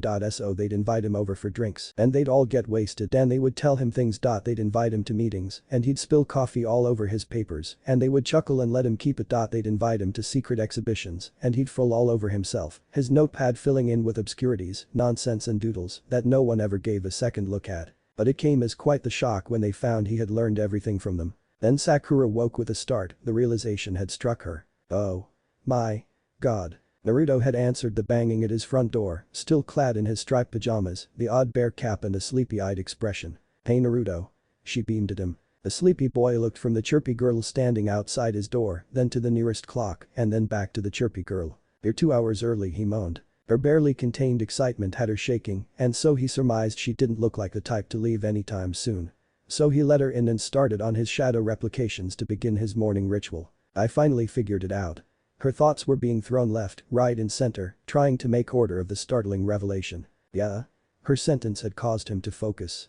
He stood straight now and the beginnings of his grin started to tug at his features. Sakura had taken a few seconds still, her eyes watched her right as she read something only she could see. A ninja's asset is darkness. Always to hide in shadow and strike when the enemy least expects it. We are born to live and die in silence. It is the way of the ninja. Her opening had brought a smile to his lips. You adhere to everything the pact is. Though a ninja's asset is darkness, your clothing and loud attitude is what makes people ignore you. You don't hide in the background, you hide in the foreground. People don't notice your true strength because they underestimate you, and that's how you get the better of them. And for all your big talk, you never say anything, at least anything worthwhile. She was babbling. She knew it, she knew he knew it, but she didn't care. She hit on something huge and he smiled at her for noticing it. Then she went for her coup de grace. A ninja is a master of deceit, her eyes flew around wildly, and you've deceived a village of ninjas. Naruto now had a full-out grin. She had outlined him perfectly. And so they both stood there for a moment, herself reveling in the unbelievable realization she had stumbled on and himself basking in pride. The moment stretched. Deceived a village of ninjas. She murmured just soft enough for him to miss it. There was a little prick in her chest when she said it. Something felt really wrong about the sentence. But, clap, then a single clap broke the sound of silence. Clap, which did another follow. It brought Sakura out of her quiet musings and she looked over to Naruto to find him doing the action. Clap clap, then there were more and she turned to notice the clones that were around the house put their hands together. Clap clap clap, and slowly but surely there suddenly were more clones fading into sight, all clapping. And the sound became a thunderously soft ovation. For her. A red hue crossed her cheeks at the thought of a crowd applauding her. Now thoroughly embarrassed, she turns to the first Naruto she addressed, assuming he was the original. You're acting as if this was a really big deal. She fiddled with the hem of her attire. It is a really big deal. He replied, still amused. She glanced back at all the clones that were starting to dwindle. The blush was fading, but the smile stayed. So the real Naruto had caught her attention. Yeah. It begins. 1. If Sakura had paid more attention to her dream, she would have realized one vital flaw. A spy's allegiance isn't exactly to the people they are spying on. But her train of thought had already left the station, focused on a Sasuke-oriented goal. The sun rose and Team 7 waited patiently for their teacher to arrive to meet them at the bridge. Never mind, it was nearing 2 hours past their scheduled time. Naruto sat swaying on the rail of the bridge. Sasuke sat relaxing, on a branch in his usual tree. Sakura sat all by her lonesome self, humming brightly whilst leaning on a bridge post. When all of a sudden, Naruto stopped swaying and a slow realization crossed his features. I just thought of something. Sasuke smirked. A remark about Naruto's thinking ability danced in his mind, but he wasn't about to lower himself to that level at this point in time. Their pink-haired companion wasn't so forestalling about her own remark. That's a first. Naruto ignored Sakura and turned to face his teammates. Didn't Kurenai-sensei do a number on Kakashi yesterday? His other teammates blinked in unison. Sakura then groaned loudly as the full implications hit. Sasuke tilted his head back, trying to force the growing headache away. We might as well go check up on him. Sakura got up and dusted herself off. Yo. A regular greeting. You're late. A standard return. But Kakashi did not give an excuse and instead smirked eerily if it was visible by any normal means. Ah. Actually, my students, it is you who are late. For I am confined here. He said, quite happy with the turn of events. Through fractured logic, did the Genins accept this assessment as they really should have known to come to Kakashi's room instead of wait at the bridge?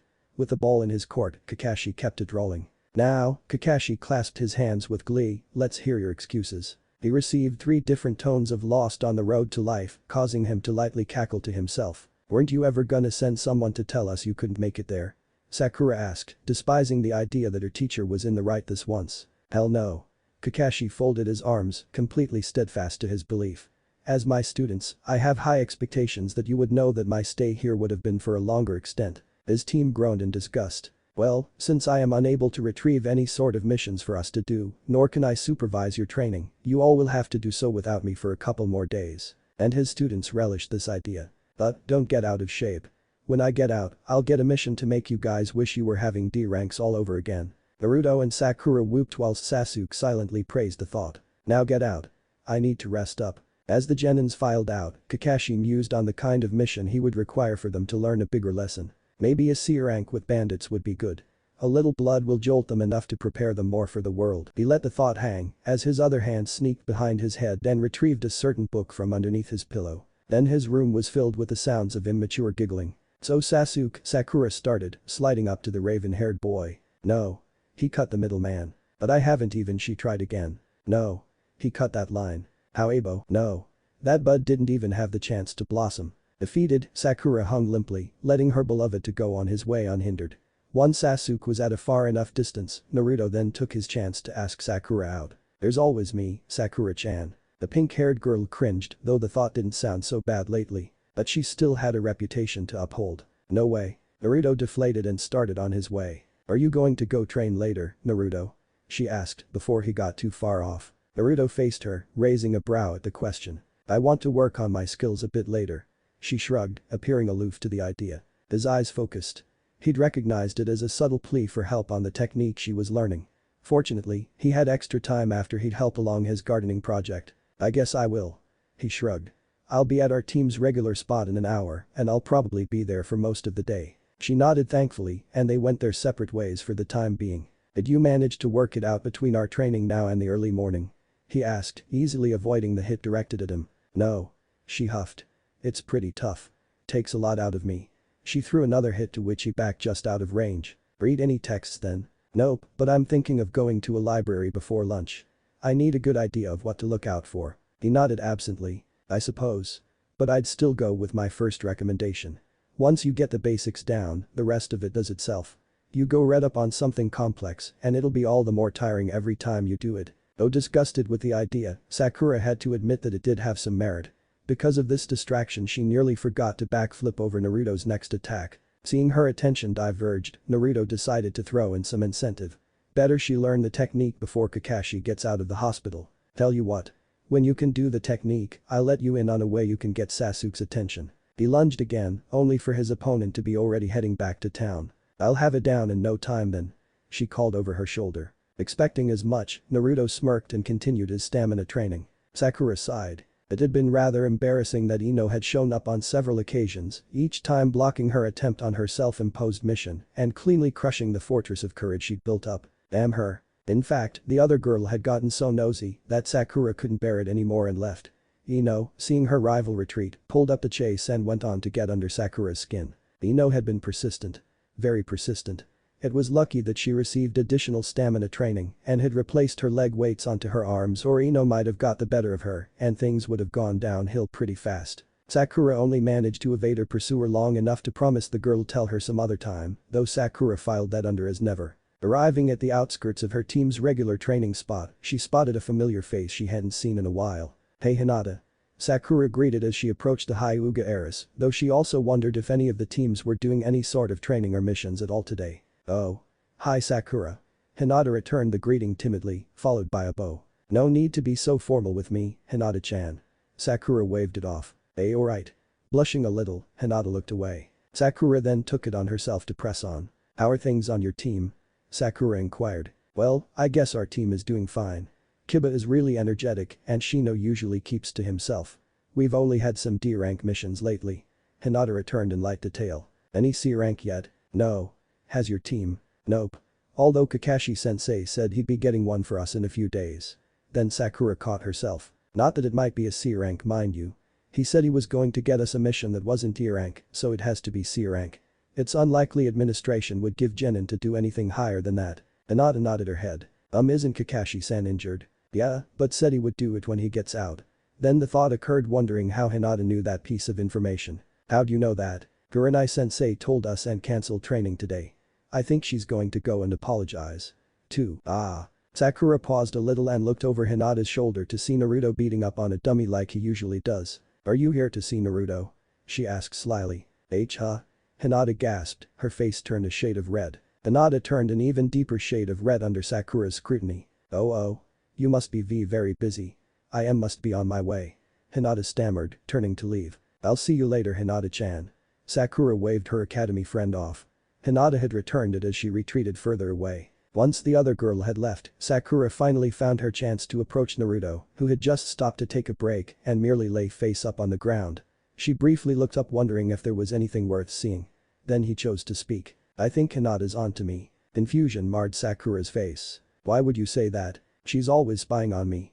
I never really did expect her to be able to see under my guise, but I guess I should have expected it with her blood limit and the fact that she's from the Hyuga main house. Sakura tried to hold her laughter in, but found that she couldn't. Ha. This really isn't a funny matter. If the Hyuga find out I've been imitating their style, they'll want to kill me. No, not that he. Sakura managed to say in between wheezes for air and the occasional chuckle until she compassed herself. She likes you. She mirthfully declared. Naruto blinked. What? He sat up now. I mean it. It's obvious that she's got a crush on you. She hunched over on her toes and poked him square in the forehead when she addressed him. I don't get it. Naruto shook his head. She likes you like the way I like Sasuke. She couldn't help but add a little annoyance to the last sentence. But she doesn't throw herself at me like the way you do to Sasuke or I do to you. Sakura rolled her eyes. The brief thought that though Naruto is a once-in-a-blue-moon genius doesn't excerpt him from being obliviously male. It was an easy subject after all. You don't have to. Sakura held up her hands, extending only the index and middle digits. Throw yourself at someone to show that you like them. Sheesh. Oh. So what do I do? Are all men this dense? Sakura mumbled to herself but was quick to speak up. Just hang out with her. Talk with her. Take her out to eat and stuff. And train too. Sakura gave him a level gaze. Yeah, that too. She sighed. But that's not really all that romantic. But I don't really have ties with her. His brows furrowed. Of course you don't. Just be friends first. She snapped. Friends? Naruto tested the word on his tongue. Don't tell me you don't know what friends are. Sakura cried out, exasperated, throwing her hands up, completely distraught with how dense he was being. Naruto looked away. An uncomfortable silence settled. The effect had Sakura refrained from a tirade and instead examined the boy in front of her. Flicking through various memories, she'd tried to picture a face that often frequented him in the academy. She couldn't find a memory of that at all. In fact, any memory had him actually isolated from the others. Alone. You really don't know, do you? She asked softly. For a reason he couldn't fathom, a fragment of Naruto's mind was locked into replaying the scene with Iruka and Mizuki time and time again. Though it didn't detract from his logical focus, it did have an odd effect on his physical body. Like tightening his throat enough to make swallowing a little difficult and far more audible than it should be. I think Iruka-sensei and I are friends, but I don't know.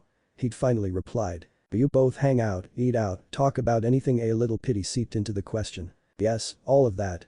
He nodded. But I haven't seen him in a while. The admission had constricted his chest a little too. But do you both like hanging out with each other? He didn't trust himself to speak. Just nod. Then you're friends. There was a little relief and even a hint of joy in the declaration. He turned to her, his face a mixture of doubt and hope. Really? Yeah. A warm feeling had coursed through Naruto.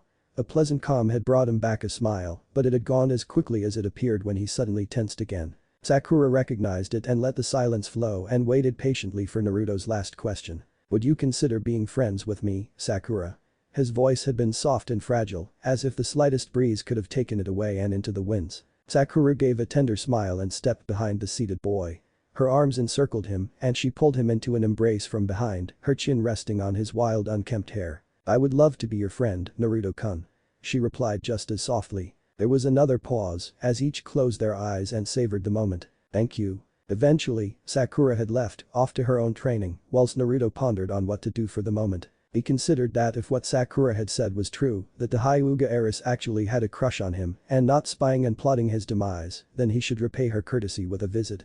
Additionally, she happened to be walking information since he did not have the instruction to replicate the gentle fist attacks, but merely the movements. Resolved to searching for her, it took him some time to locate her team's usual training spot, seated with her back to the training post. She was curled up and breathing loudly. From what Naruto could see, she was tired or upset. Or likely both. From the academy, Naruto had known her to be both an easily upset and introverted girl. Though graced with a noble clan, she had little to no qualities to be able to fit in either within the clan or with the other normal children. In short, she was a plain-looking dark weirdo. Best to test the waters then. "Hinata-chan," Naruto called out, approaching the seated girl. "Then Naruto-kun," she exclaimed, shocked at seeing Naruto approaching her. "What are you up to?" he inquired, grinning up a storm. "I was just training," was her reply. "But I kind of stopped for a bit," she gestured to the post behind her embarrassedly. "Ah." The fox boy held his chin in contemplation. Hinata quaked a little under his intense scrutiny. Then he looked around to take in the surroundings. No one else was in the area, so Naruto found it safe to ask about his next question. "Wanna train together?" The blonde boy started to scratch at his head a little nervously. "Cause you know Sasuke thinks he's all that and above everyone and then Sakura's only about Sasuke anyway." Hinata had been pleasantly surprised. She had thought that perhaps the Naruto's pink-haired teammate would have started reciprocating his advances by now. And though she felt a little winded, she knew this was a once-in-a-lifetime chance to be able to get closer to the person she looks up to. "Oh okay." And so they fought. A dark-haired girl moved swiftly this way and that, with simple gestures here and there. But it did not matter, for every push she gave, an invisible knife struck within the opponent's own body. Not that she would actually injure Naruto-kun, mind you.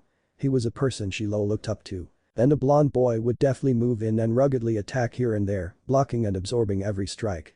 In truth, the boy was merely observing and committing what was important to memory, whilst his body probed his partner's attacks and defenses, and adding to her muscle memory to move correctly to certain standard attacks. Not that he was friends with Hinata-chan enough to train her, mind you.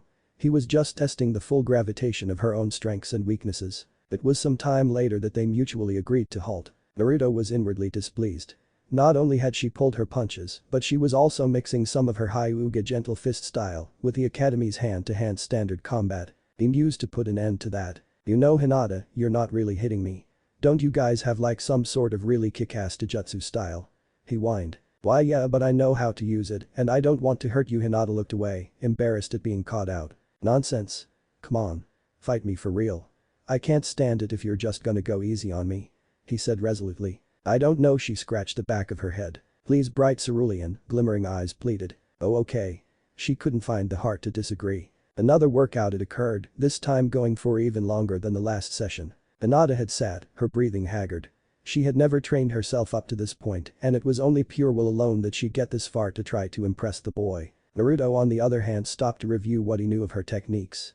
And he found that though the Hyuga family style was indeed a marvel, it was also flawed. He also had yet to see any of the Hyuga's most impressive fable techniques. But all of that was probably due to the girl's poor acrobatics, low stamina and inability to fight fiercer. "This isn't working out, Hinata." He sighed. What?" She looked up surprised. "You're just not fighting back. It's not really training." Naruto shrugged. It was personally the first thing she expected and the least of what she ever hoped to occur. Even he gave up on her. "I'm sorry." She apologized. Seeing her crestfallen look, Naruto held up his hands. "No. Don't be sorry. You want to get stronger, right?" A grin was pulling at his features. "Why yes," she stammered, wondering exactly where this was going. "But you don't want to hurt people?" He wanted to confirm. I guess and not." She deflated again. "I'm sorry. No. It's alright. I was thinking." This time the grin was in full swing and his mind was going a mile a minute, excitement was building pretty quickly. Hinata only looked on, a little intrigued by what was going on in Naruto's head. "You can use your freaky eye thing to see lots of things, right?" His excitement was definitely flowing now. Sorta." She was a little dismayed to have her prize blood limit be labeled off as a freaky eye thing. "And you probably can see inside their body and their chakra and how it moves and stuff, right?" His excitement was practically bubbling over the brim by now. I suppose she prepared herself for the question he built up to. Why don't you change your fighting style? He plainly asked. See, change it. Hinata's jaw went slack. To Hyuga, the gentle fist was everything. To even consider changing it was blasphemy. But it was true. Her own father acknowledged that she was weak and was already preparing her sister, Hanabi, for a mantle she may not receive. Yeah. See, like we could make a fighting style where you don't really hurt people. And ridiculous. Utterly ridiculous. And so not only was Naruto speaking a sheer amount of blasphemy, but there was a substantial amount of utterly ridiculous insanity to beat the already dead horse. And though utterly ridiculous and sheer blasphemous, the idea had merited to bring back a sliver of hope to Hinata's face. Is that possible? Wishful thinking backing her question. Yeah. His energetic response had cemented the trust she placed into him. Naruto then started rifling through his pockets, pretending to look for an object that he may have misplaced. In actual truth, he mentally debated the pros and cons of giving Hinata a certain scroll in his possession. He had found this scroll whilst going through the rubbish of a shop that regularly threw out objects that either were too damaged or were too outdated to sell. Naruto had lucked out when he found this one. Not only was it outdated, but it was also waterlogged, burned, dirty and had huge instances of missing chunks of text. Generally far too mangled even for him, he was still determined to see it through and spent a handful of weeks cleaning it up to find a diamond that it really was. He was keeping it around for when he could learn the gentle fist and then combine both arts, but now it seemed like the only way to be able to earn Hyuga instruction would be to tutor her and then have her unknowingly tutor him. So Naruto made his gamble. He pulled out a worn-looking blue scroll. Hinata dared not to take it, but Naruto held it out to her insisting. So she accepted and carefully opened it. Mizunagure no Taijutsu, the art of flowing water. She mumbled aloud. She'd never heard of this style before. Hinata blurred over bits and details. The scroll was old and there were at least 3 different styles of handwritings she could detect. The first was clearly the original scribe of the scroll, whilst the other 2 appeared as footnotes. However, one note in particular captured Hinata's attention. Classified scroll number 84. Property of Yamagakure 3, then the thought sunk in. The hidden village of Ocean. She gasped. But that village was wiped out during their first generation. She said pointedly at Naruto. He shrugged. He'd already known that tidbit. It took a few years of on and off research to learn as much as he did about the scroll and had written his own set of footnotes, not in the decaying scroll that would be stupid. Surmising that his apathetic reply was because it had gone over his head, Hinata applied herself to skimming through the scroll. It was a few moments later she stopped, awestruck. A lot of this is primitive, but it's amazing. It has ideas to turn your opponent's strength against them using only their own momentum and strength. Then she shook her head, clearing away the cobwebs.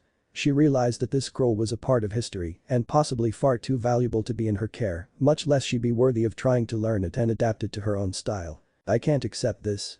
She held it back to Naruto, who didn't make a move to accept it. Nah, Hinata-chan. He waved it off. I tried learning that stuff, but I like hitting people more, you know. Before she could protest, he continued. Besides, he wiped his hands on his pants. You oughta learn it. It looks like you could use it better than I could. But I insist. He'd covered her extended hand with his. The full blush had crossed her face and she'd cowed a little, completely embarrassed from the gesture. Let's make this our secret, okay? He asked, a grin exploding on his face. Why yeah. She agreed. What else could she do? Then he pulled away and started heading out of the training spot. I'm pretty much bushed. I'll catch up with you tomorrow, Hinata-chan. She waved back to him and glanced back at the scroll. Tonight, she'll be going through it as best she can to live up to Naruto's expectations tomorrow. It was some hours later that Naruto had found himself back home, staring into his mirror's stony visage. It wasn't that he was at a point grooming himself. No. Far from it.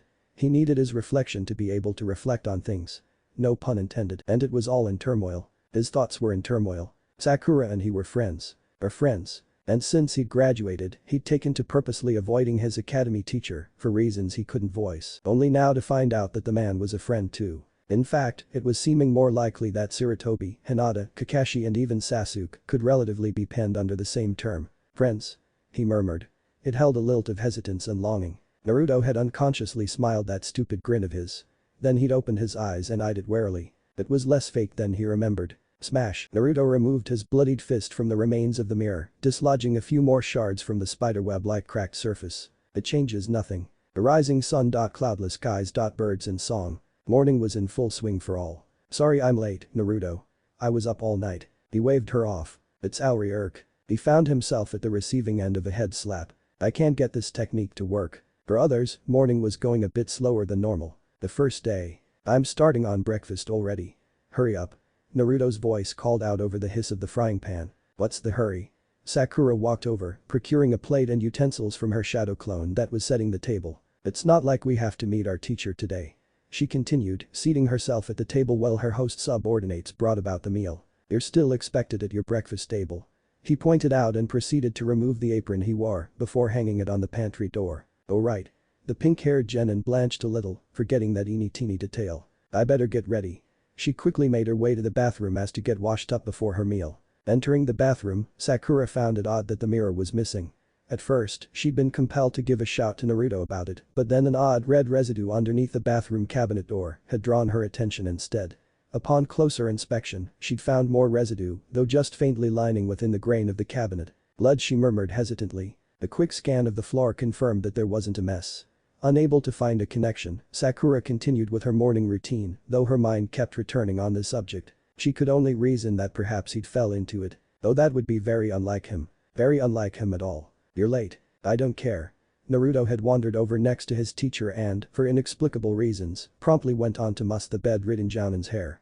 With Kakashi's eyes in his book, the silver-haired tutor had helplessly attempted to defend himself with his free arm, but Naruto succeeded in messing up his bed hair anyway. Visiting hours begin long after we're supposed to meet. Sasuke deemed to correct the reason they were late. Well, we only got around to visiting you since you haven't bothered telling us when you will be getting out. Sakura had told her distracted teacher. I want status reports each morning for everything my team has accomplished the day prior, whilst I am in this predicament. Kakashi folded his arms to appear intimidating. The effect proved impossible when his visible eye refused to distract itself off the current page of his book. I did a few hours of training yesterday. Sakura volunteered to lead. I practiced on my fire techniques once I left the hospital. Sasuke reported dryly. I went out for ramen for the whole day. Naruto laughed. Then he settled on mussing his teacher's already mussed hair even further. Again the man's free arm attempted to fend the boy off, though it still proved to be a helpless defense with his attention elsewhere. Everyone, except the blonde Genin, shook their heads in bemusement. Did you do any sort of training, Naruto? The Jounin hoped that was the case with his odd trainee that and get him to stop with messing with his hair. Oh, I beat up the dummy, I guess.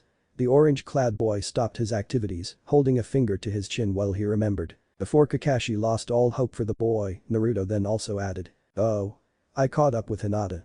He closed his eyes and grinned, tucking his arms behind his head. We hung out a bit too. That sentence caused Sakura to tilt her head at the prospect. Kakashi carefully mulled over Naruto's words, though it looked like he was carefully considering the current paragraph in his book. Then he giggled, confirming where his focus was at that point. Good work all of you. Kakashi fumbled after realizing that everyone was expecting an answer out of him. Keep it up and all of you train more. At such a casual dismissal, Naruto lost his temper. How the hell do you expect to be a good instructor and a good ninja when all you do is read that stupid perverted book? His teammates had agreed with him wholeheartedly. Kakashi merely turned his head slowly to face Naruto. There was even an eerie creaking noise that accompanied it, as if Kakashi was imperatively shocked at what he had heard.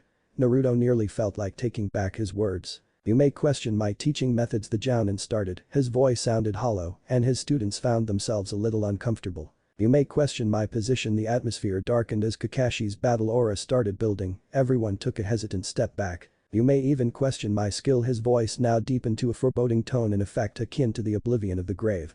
The Genin were now having a really bad feeling about this. But never the eye without Sharingan had flashed red. Never question the Come series. Then there were flowers and hearts and bunnies, and he hugged his book tightly and passionately. It's just too good.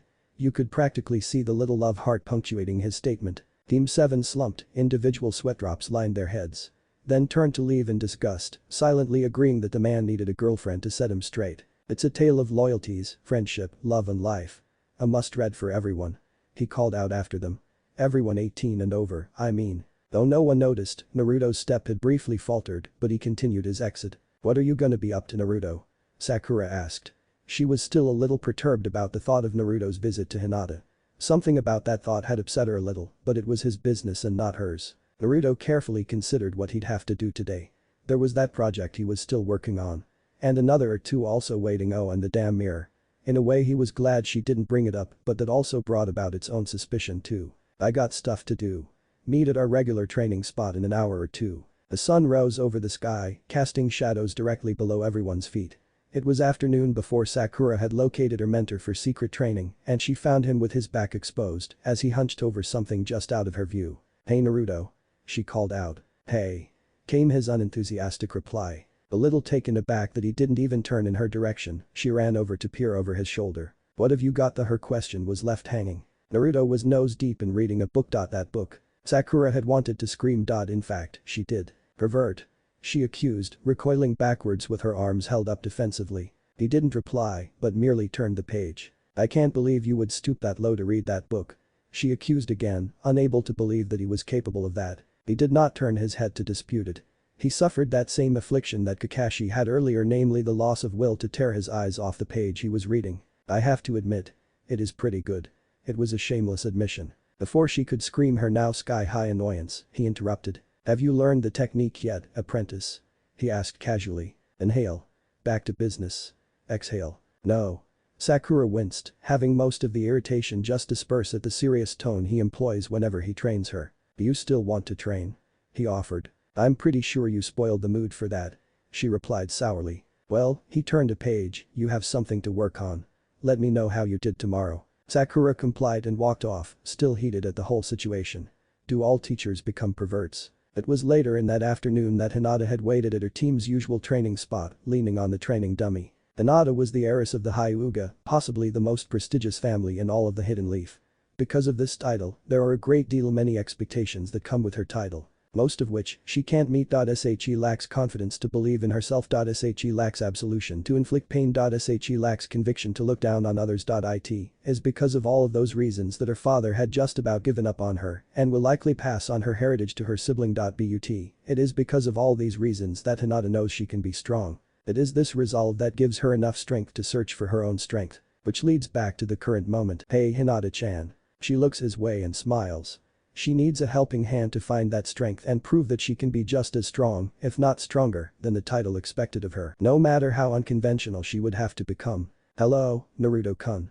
Her return greeting had wavered a little, but she was very enthusiastic about what was to come. He had shown up the same time last time, as they hadn't negotiated a time to meet up again. "Did you look the scroll over last night?" Yes, I did." "So, what did you find out?" With a flourish, Hinata carefully withdrew and opened the same blue scroll Naruto had given her yesterday, animatedly pointing at the different sections, as well as explaining her findings. "I think whoever wrote this must have wrote it before the hidden villages had been created," she said. "Over here and here," her hand pointed to various instances on the paper, referenced events before even Konoha had been established. A pause, pale eyes straining all over the ancient text. He didn't write anything about blood limits, so it's pretty likely that he constructed this style to survive against fighting in general. Then Hinata had gone on to point at a different sort of handwriting, most of which adorned the scroll right after the initial script. And then the second scribe had actually been the Tsunemikichi, the title shadow himself. She indicated to the property listing, as well as a few of the notes that did have writings based on the second scribe's own opinion, easily narrowing down the owner's identity. He included his own variations and notes to cover for weaknesses utilizing water techniques. Then she paused, a finger hesitantly tapped at a writing with red ink. But the third scribe had been really odd. Her mood darkened. His notes are very cynical as he goes on to put down most of the techniques listed. Something hardened flashed in her eyes. But he does something important. He references other techniques that he felt would have been more effective. Thanks to him, I've located the replacement techniques for the areas in the scroll that's too damaged. A small smile had spread on her face. It didn't last long. But here's the thing, she pointed to a few notes that curved along a hole in the scroll. Most of his notes avoid a lot of the damage the scroll took. This person must have gotten hold of it after the Nine Tails had destroyed the village. There had been a silence between the two, each pondering on their own thoughts. Naruto had known all of that prior, but willingly didn't speak. Still, he surmised that the Hyuga must have had an elaborate information network for Hinata to be able to find this much in the course of one night, a task he had completed after years and trying to remain inconspicuous. Hinata herself had watched Naruto from the corner of her eyes. She could see he was impressed at her feat. But she wanted something ready today, so she moved on to her finishing touch. Hinata straightened and reached into her pack, retrieving a newer scroll. Unfolding it, Naruto recognized the handwriting as Hinata's own recordings, likely based on the scroll he had granted her. "Here are some of the references I'd looked up and some notes I had made on the technique," she said with no small amount of pride. Naruto took it gingerly and scanned it. His eyes widened. She had already integrated it as much as she could with some Hyuga techniques. Apparently she was just full of surprises today. Seeing Naruto visibly floored by her research, Hinata smiled shyly. She had worked extensively through the whole of yesterday and most of last night to put all of this together just for this meeting today. "You want to try it out then?" he asked her, a smile playing on his eyes. Yes. Hinata hastily agreed. Then realizing that she sounded too enthusiastic, she heavily blushed and added. If you'd like. Naruto grinned. Hey, I think I can see your hand glowing a bit. Is that your fighting style? Yes. Yes it is. Is your arm okay? Yeah. Just a little numb, I guess. Oh. I'm very sorry. Don't be. Hey. Here, try kicking your leg higher like this. Okay. See? Oh, I see. You did an academy counter, right? Yep. See, now your countered mine. You should smile more often. Oh, hey. Wait, doesn't the red ink guy say that there was a better way to do that move? Well yes, but if I do it like this, I think I'll be able to move forwards or back. See? It'll fit better with a gentle fist. Ah. Okay. That's cool. 1. The sun had long since departed and Sakura had started preparing for bed. Being totally bushed at trying to get her failed technique to work, she had gave up to try again in the morning. Just as she lay her head down on the pillow, she felt her head impact on something hard. Recognizing the flat surface to be underneath the pillow, she lifted it up to find a neatly wrapped present. What the? Turning the lights back on, she carefully looked it over. Expensive white wrapping paper with a pink silk bow.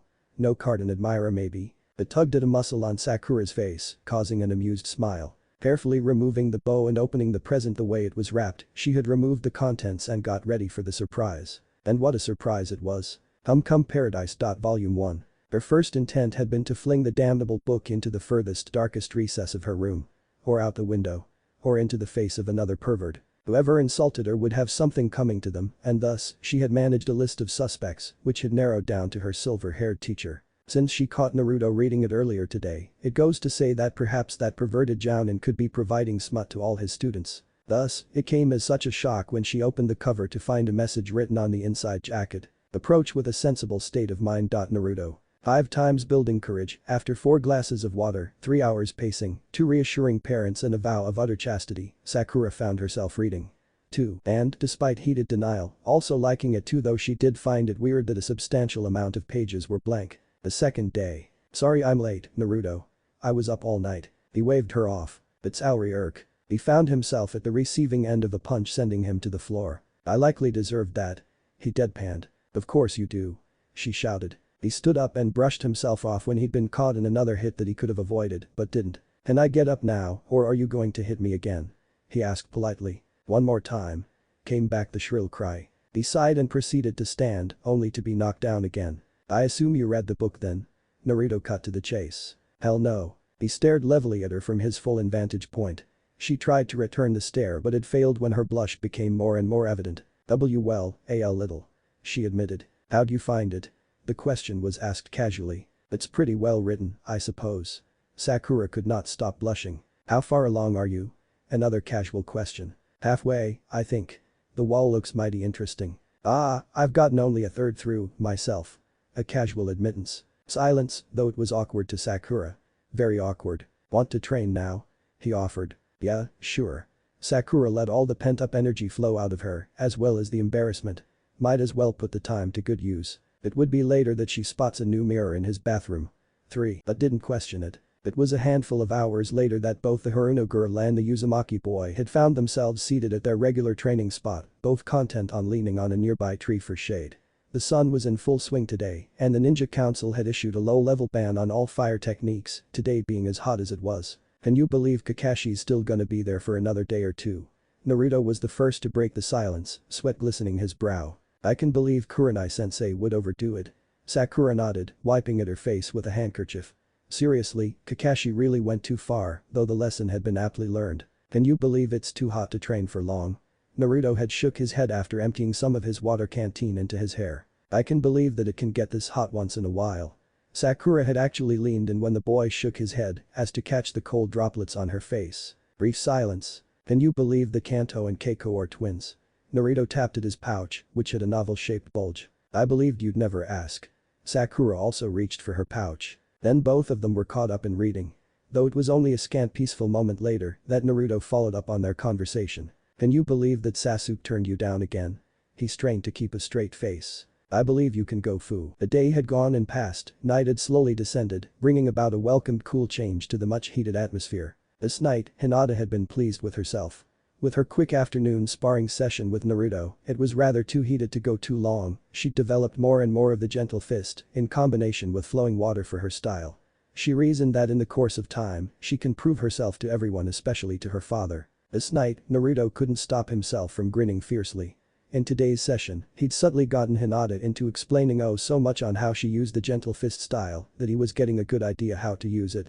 A few more sparring and he'd have enough information to try the chakra scalpel. Then of course there was Sakura. Tomorrow, she would be able to use the technique he was teaching her and he would show her its true capabilities. This night, Sakura had been a little confused. She had finished the volume and had to admit that it was pretty good though pretty short. However, when she went back to reread her personally more memorable parts, she found that there were more pages of text than she remembered. Starting from the beginning again, she quickly skimmed parts until she reached something unfamiliar before she started reading in zest. The third day. Sorry I'm late, Naruto. I was up all night. He waved her off. It's Auri Irk. He found himself at the receiving end of a punch sending him to the floor. This time, he didn't try to get up. I hope this doesn't become a routine. He droned. She held up a particular book, her face turning different summer hues. Ah. His recognition was akin to the boy who had been caught with his hand in the cookie jar. Ah. Is that all you can say? Her face had long since passed the shade her hair was and now settled on a deep crimson. Well, you can't say the book was bad the second time around, can you?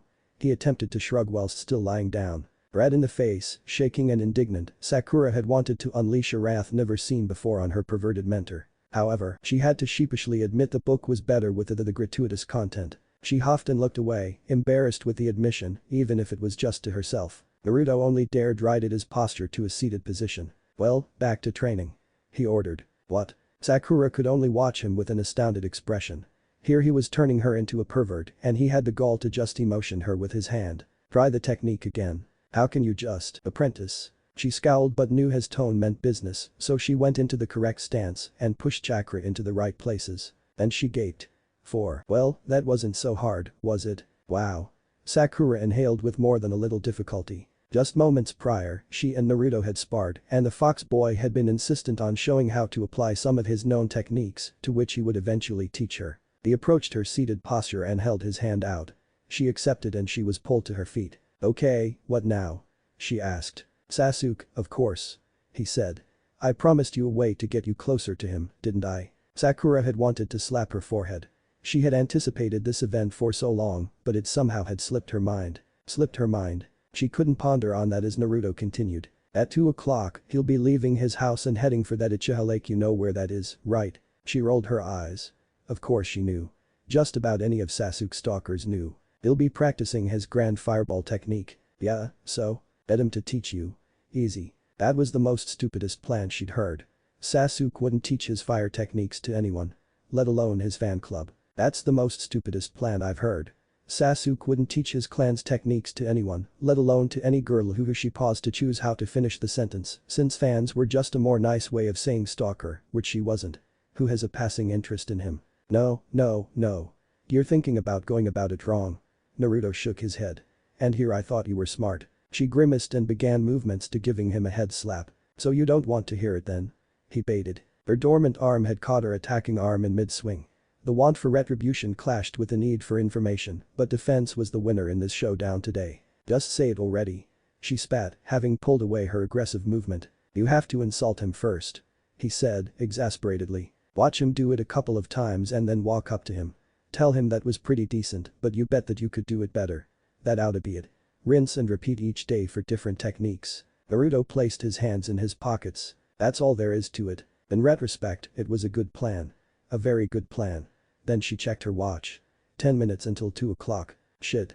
It's not enough time to get ready. I've got to wash up and get changed, and she was just about hysterical. No. You don't. He interrupted. What? You're crazy. I can't go see Sasuke looking like this. It looks like I've just been through a war zone. You can and you will. It will give him incentive to teach you. She couldn't argue that logic, but a hand went up to fix her hair, only to find another hand stopping the action. She irritably glanced to the teammate halting her hand. Dusko Naruto breathed with no small amount of being tired of the conversation. So she did. After Sasuke spat a handful of fireballs, Sakura had decided it was time to cross the pier. Hey, Sasuke-kun. She greeted. He didn't even bother to look over his shoulder. I've been watching you. Sakura continued, a little put off at the possibility of another one-sided nature of a conversation between them. He didn't turn to say anything about that either, justifying the beginning of another one-sided conversation. He pulled on some false bravado, as it pained her to say the next bit. You're not half bad. She barely said without it squeaking in her throat. He froze. This definitely had Sasuke turn around, adopting an unbelieving face with a tinge of a sneer. Not half bad. His tone was incredulous bordering sarcasm. She continued the facade, adopting a hands-on-hip stance. Yeah. I bet I could do it better. She said resolutely, though it sounded terribly unsure to herself. He rolled his eyes. The FFT. He dismissed her claim, beginning to turn around and mind his business again. Then she put up her challenge. Hell, I know I could. Show me the seals and I'll do it. He had turned around to scold her and force her to leave when for the first time, he noticed her state of dress since she approached him. Ever since the incident, Sasuke had forced to better himself and keep pushing his limits. This all boiled down to simple reason. If he could set himself at a higher level than a person his age, then he knew he was progressing well. Progressing fast enough to be able to avenge his clan. Because of this, his way of thought had eventually developed for him to find a small amount of liberation in some things. To be specific, he loved two simple things. The first was the fact of him being the best. And the second being a challenge to undeniably prove the former. And he saw both here today, staring back at him in emerald eyes. It interested him. These are the seals. His hands went through a few hand gestures. Show me. Sakura went to the end of Pierre, imitated his movement, then breathed in sharply and exhaled. From her mouth erupted a ball of fire no bigger than her head. Then she'd fall into her knees, gasping and wheezing to catch her breath. That attempt had her use far too much chakra than she expected. After a few gulps, she tilted her head to his stoic gaze, awaiting his evaluation. Though Sasuke would never admit it, it was further than he'd gotten on his first try. And though he usually felt inclined to not having much to do with his pink-haired teammate, he did have a feeling that felt akin to dipping his foot and finding the water to be pleasant. Not half bad. He appraised with a smirk. They were training again. Just like yesterday and the day before. Hey. I felt that. I'm really sorry. No. That felt really weird. Like, I got like this kunai going into me, but like the skin doesn't feel it, you know. Oh, I'm RA. No, I mean like it doesn't hurt. I know if you went all out it'd really hurt. But like feels like a knife going through and leaving some buzzing in some bits of my arm. Oh, yeah. Do you push the chakra into someone like a knife edge or something? Sort of. The gentle fist requires chakra to be focused to be able to disrupt the coils to imbalance the opponent. I guess that's why it feels like that. Really? Wow, your new style's gonna be awesome. Thank you. Okay, let's train that dodge now. Okay. Administration had been abuzz as various people entered and left the working building. Either ninja or client, there was a steady influx of both with the former appearing more and more often. It was a steady cacophony of information and exchange, the current Hokage, the third, being present to oversee many of the happenings and his daily ritual of addressing this and that. At this time of the day, there were much less people arriving and more people leaving as reports were coming in less and less. Then a particular person appeared. Unshaven, graying hair, stained clothes, a bottle of sake in hand. It was only the glasses he wore that gave any indication that there was a sort of professionalism present. He'd approached the nearest man behind the desk at Chunin admin and explained as best he could that he required protection heading to a certain town as the roads would certainly be treacherous with bandits and that he only had a set amount of money to work with. The report was written and handed to the Hokage seated next to the Chunin. The man was told he would receive his reply either tomorrow or the day after. Arrangements for stay would be provided if proved the latter. The man consented to this and left. The Hokage eyed the man who just exited, still staring after the exit where the man had left. Then he called out to the Chunin who dealt with the aging client, who gave his leader his attention. What do you make of that man? The older man regarded his words with caution. I do not judge people, Hokage-sama. The younger replied. Please, make an evaluation. The scarred Chunin thought back to the encounter. Questionable. He plucked a word easily. He seemed sincere, however I believe that this is a bigger mission than he lets on. The Hokage nodded and scratched his beard. Yes, with the wave country in current disarray, I should think someone of high caliber should accompany him. The mission has the requirements of a C rank. Should we send one of our best Chuninins? No. I'm sure this requires a Jounin effort. Are we to classify the mission to B or A? No. I think we should send a Genin team instead. Genin. The powerful team. I have a feeling that their teacher will have to be of high status. Have a message ready for Guy and the Hokage paused at seeing a pug dog wearing a leaf headband enter the room and make a beeline towards his person. Ah, Pakin. To what do we owe this visit? The third greeted the dog as it had jumped on his desk. Hokage-sama. The dog bowed, touching its face to the wood formally. Ada Kakashi of Team 7 requests a C-rank mission for his subordinates on his release from the hospital the day after tomorrow. He believes they are in dire need of a field lesson. The Hokage nodded slowly. Thank you, there is one ready on his release. He then immediately signed the report he held and attached it to the dog's band. The dog bowed graciously and left. The Chunin turned a disbelieving gaze on the Hokage. You don't mean. The Hokage regarded the Chunin coolly. Do you believe in omens, Iruka? It had been a long day for the fox boy. True, he had more stamina than the average ninja, but it turns out that training Hinata to create a style of her own had been rather tiring, as he'd proven to be a most effective punching bag for her testing. Though glad that she was developing the style he'd wanted for himself, he was just thankful that he'd be able to retire for the night when there came a knock on his front door. A rather insistent knocking that just wouldn't go away. Oh yes, he knew this knock well. It dragged him out of bed before dawn a few days ago. Upon opening the door, he found a rather jumpy-looking candy floss-haired teammate that was just about shaking with excitement. Are you making a habit of halting any sleep I left? Then he found himself on the receiving end of a rib-bruising hug. I take it your day went well then? He choked in between gasps. It was great. She bounced. Once he managed to pry himself out of her grasp, she grabbed his hand and pulled him to the couch, her voice spilling a torrent of her day's happenings. Then I'd just gone into chakra exhaustion, so he helped me home and I fell asleep, and when I woke up now, I ran all the way here to tell you about it. She finished and inhaled sharply, catching her breath. That run-on sentence would just about have killed her normally, and possibly a handful of academy students if she wasn't up in the clouds. Ah. That's he fumbled for an appropriate word, having not ever considered this situation plausible. After all, shouldn't the girl be running to one of her female friends to share this with? Pleasant. He finished lamely. Yeah, her voice agreed dreamily and she leaned into the couch, sinking until she was just about laying. It nearly was a dream come true. She murmured. Her exhaustion had just caught up to dull her senses, as her personal mission to inform her mentor had been complete and she let her senses slowly drift away. Naruto looked her over warily, his eyes serious and contemplating. So you were able to do a grand fireball huh? Naruto asked slowly, eyeing Sakura warily. She yawned audibly and her eyes fluttered before closing. If you want, you can train under him again, train under him doing the grand fireball or some other fire technique again. That would be. She halted in mid-sentence to yawn. Nice. Sleep just about took her. Aqua Sakura. He said soothingly, nearly whispering in her ear. How do you do a grand fireball? Sakura unthinkingly slurred, also additionally reminding him to breathe as much chakra in as possible, the same reminder Sasuke gave when he'd instructed her. Is that so? He whispered. She murmured and the sentence had switched to acute snoring midway. Naruto smirked and proceeded to go through a few hand seals, only taking a brief intake of air instead of attempting to fill his lungs. He puffed out a burst of flame as large as a handheld rubber ball. That sure is interesting. His eyes narrowed and he grinned maliciously. The fourth day. But blink. Oh my god. He had been seated on the opposite end, reading calmly when her voice distracted him. Sakura's wide-eyed look bore through Naruto, her hair tangled, clothes disheveled, and a blanket he'd draped on her earlier was held to her chest. Did I fall asleep in your apartment? She asked, though she already knew the answer to that. He waved her off. It's Auri Irk. He found himself at the receiving end of a punch sending him to the floor. Damn it. Look. This is not going to do. He finally got sick and tired of the ridiculous nature of their mornings, which prompted him voicing his concerns. No, you look. I didn't sleep at home and my parents are going to kill me. She reprimanded her own injustice and kicked him while he was down for good measure. Naruto sighed. It's going to be a long day. Oh good. He clapped his hands in glee.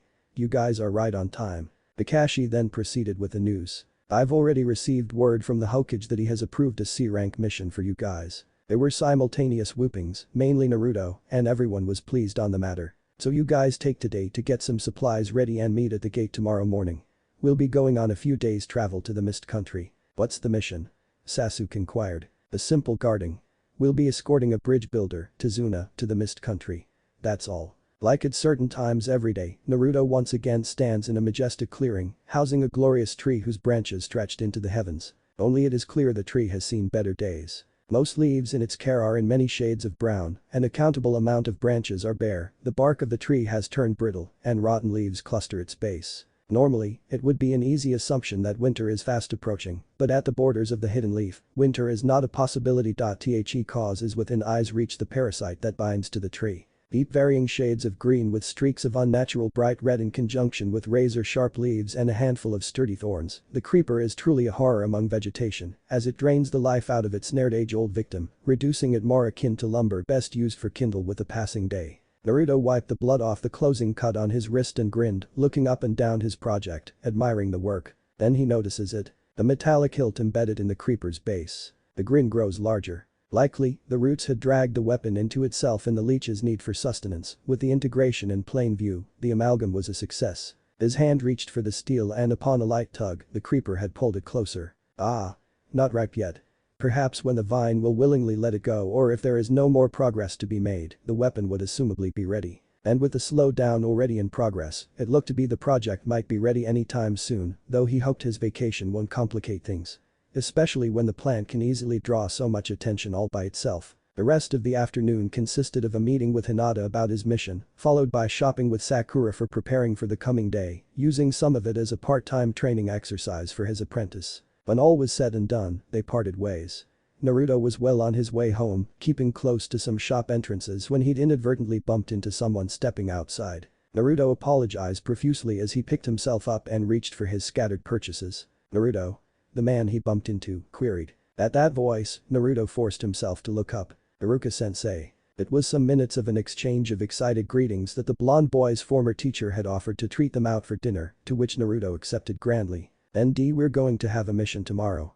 "A C rank one too." Naruto exclaimed. "Oh really? They usually only give Chunins those." Iruka faked the happy reply. He was actually very unhappy with the thought. "Yeah. It's gonna be a protection one." Naruto made a show of punching the air. "I am so gonna kick some ninja ass." Iruka had to laugh, though it sounded too forced. He really hoped that would not be the case. Well, some C rank missions are pretty safe. You might not even encounter enemies, let alone other ninja. He was mostly reassuring himself at this point. "Ah, that's no fun." Naruto pouted. Before they could continue the conversation, a man stumbled into their vicinity, a bottle of sake in hand. "Hey kid." He barked, facing Naruto's direction. Both Naruto and Iruka recoiled a little at his intoxicated breath. "You shouldn't be so happy about having to fight." He took a swig before continuing. "It can get you killed." Naruto slammed his palms hard on the counter. "I'll be Hokage someday. So I have to fight." The man squinted at Naruto's blue eyes, his anger rising with each second. Iruka was just about ready to jump in between them when the man's fierce expression fell. "Whatever kid." He sighed and headed for the exit. "Doesn't matter. Even things like building a bridge can get someone killed nowadays." While outwardly Naruto still looked upset, inwards, his mind was working up a storm. He had made the connections that this man must have been Tazuna, the bridge builder his team had been assigned to protect after all. Who needs a bridge in the middle of a forest? But the man's drunken demeanor and those mysterious parting words, Naruto had to wonder whether there was more to this story. Was his team getting in over their heads? Before Naruto could pursue the man, a hand grabbed onto his arm, stopping any sort of progress. The fox boy tried to shake free and then looked up to the offending person to find Iruka. Naruto had the grace to blush. He'd just about forgotten the Chunin he ate with. "Now Naruto, you shouldn't get yourself so worked up." The older young man scolded. He stopped Naruto since he also knew that was the same man for the same mission that the orange-clad boy was being assigned to and planned on giving Naruto some last-minute tips about missions. Hopefully, his instincts were wrong and Team 7 won't be seeing a lot of action, or at least Kakashi would handle it sensibly enough and call it off if it should come to that. "Come on, I think we ought to take a walk. We haven't caught up since." Iruka paused to try to think back to the last time he and Naruto spoke. The evening of that night. Naruto supplemented, frowning a little. Iruka peered at the boy's darkened features. "Yes. The eve of your graduation." That conversation led things to go silent as both people recalled the events of that fateful night as they walked. It was on the clear evening without a person in the vicinity that Iruka decided on pursuing that conversation before they went their separate ways. "Are you thinking about that night, Naruto?" Naruto inwardly sighed.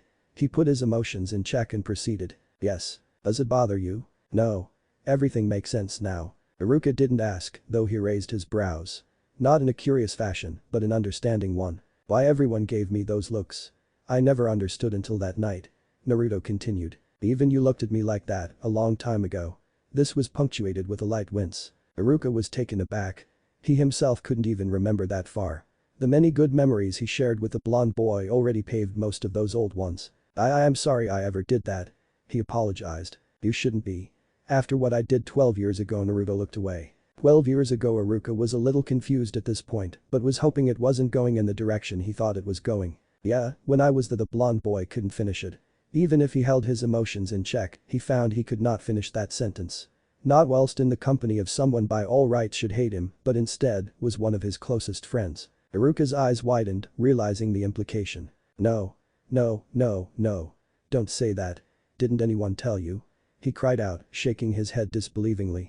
Yeah, you and Mizuki said so. Naruto's brows furrowed in discontent and light confusion. He was already finding it pretty awkward as it was. Iruka froze, shocked. Hadn't even the Hokage told the boy he was the vessel? Surely he would have said so. Unless it was supposed to come from himself, the Hokage must have expected him, Naruto's most closest person, to explain things. Oh god. Placing a reassuring arm on Naruto's shoulders, Iruka bent lower to be able to speak to the boy at his eye level. No Naruto.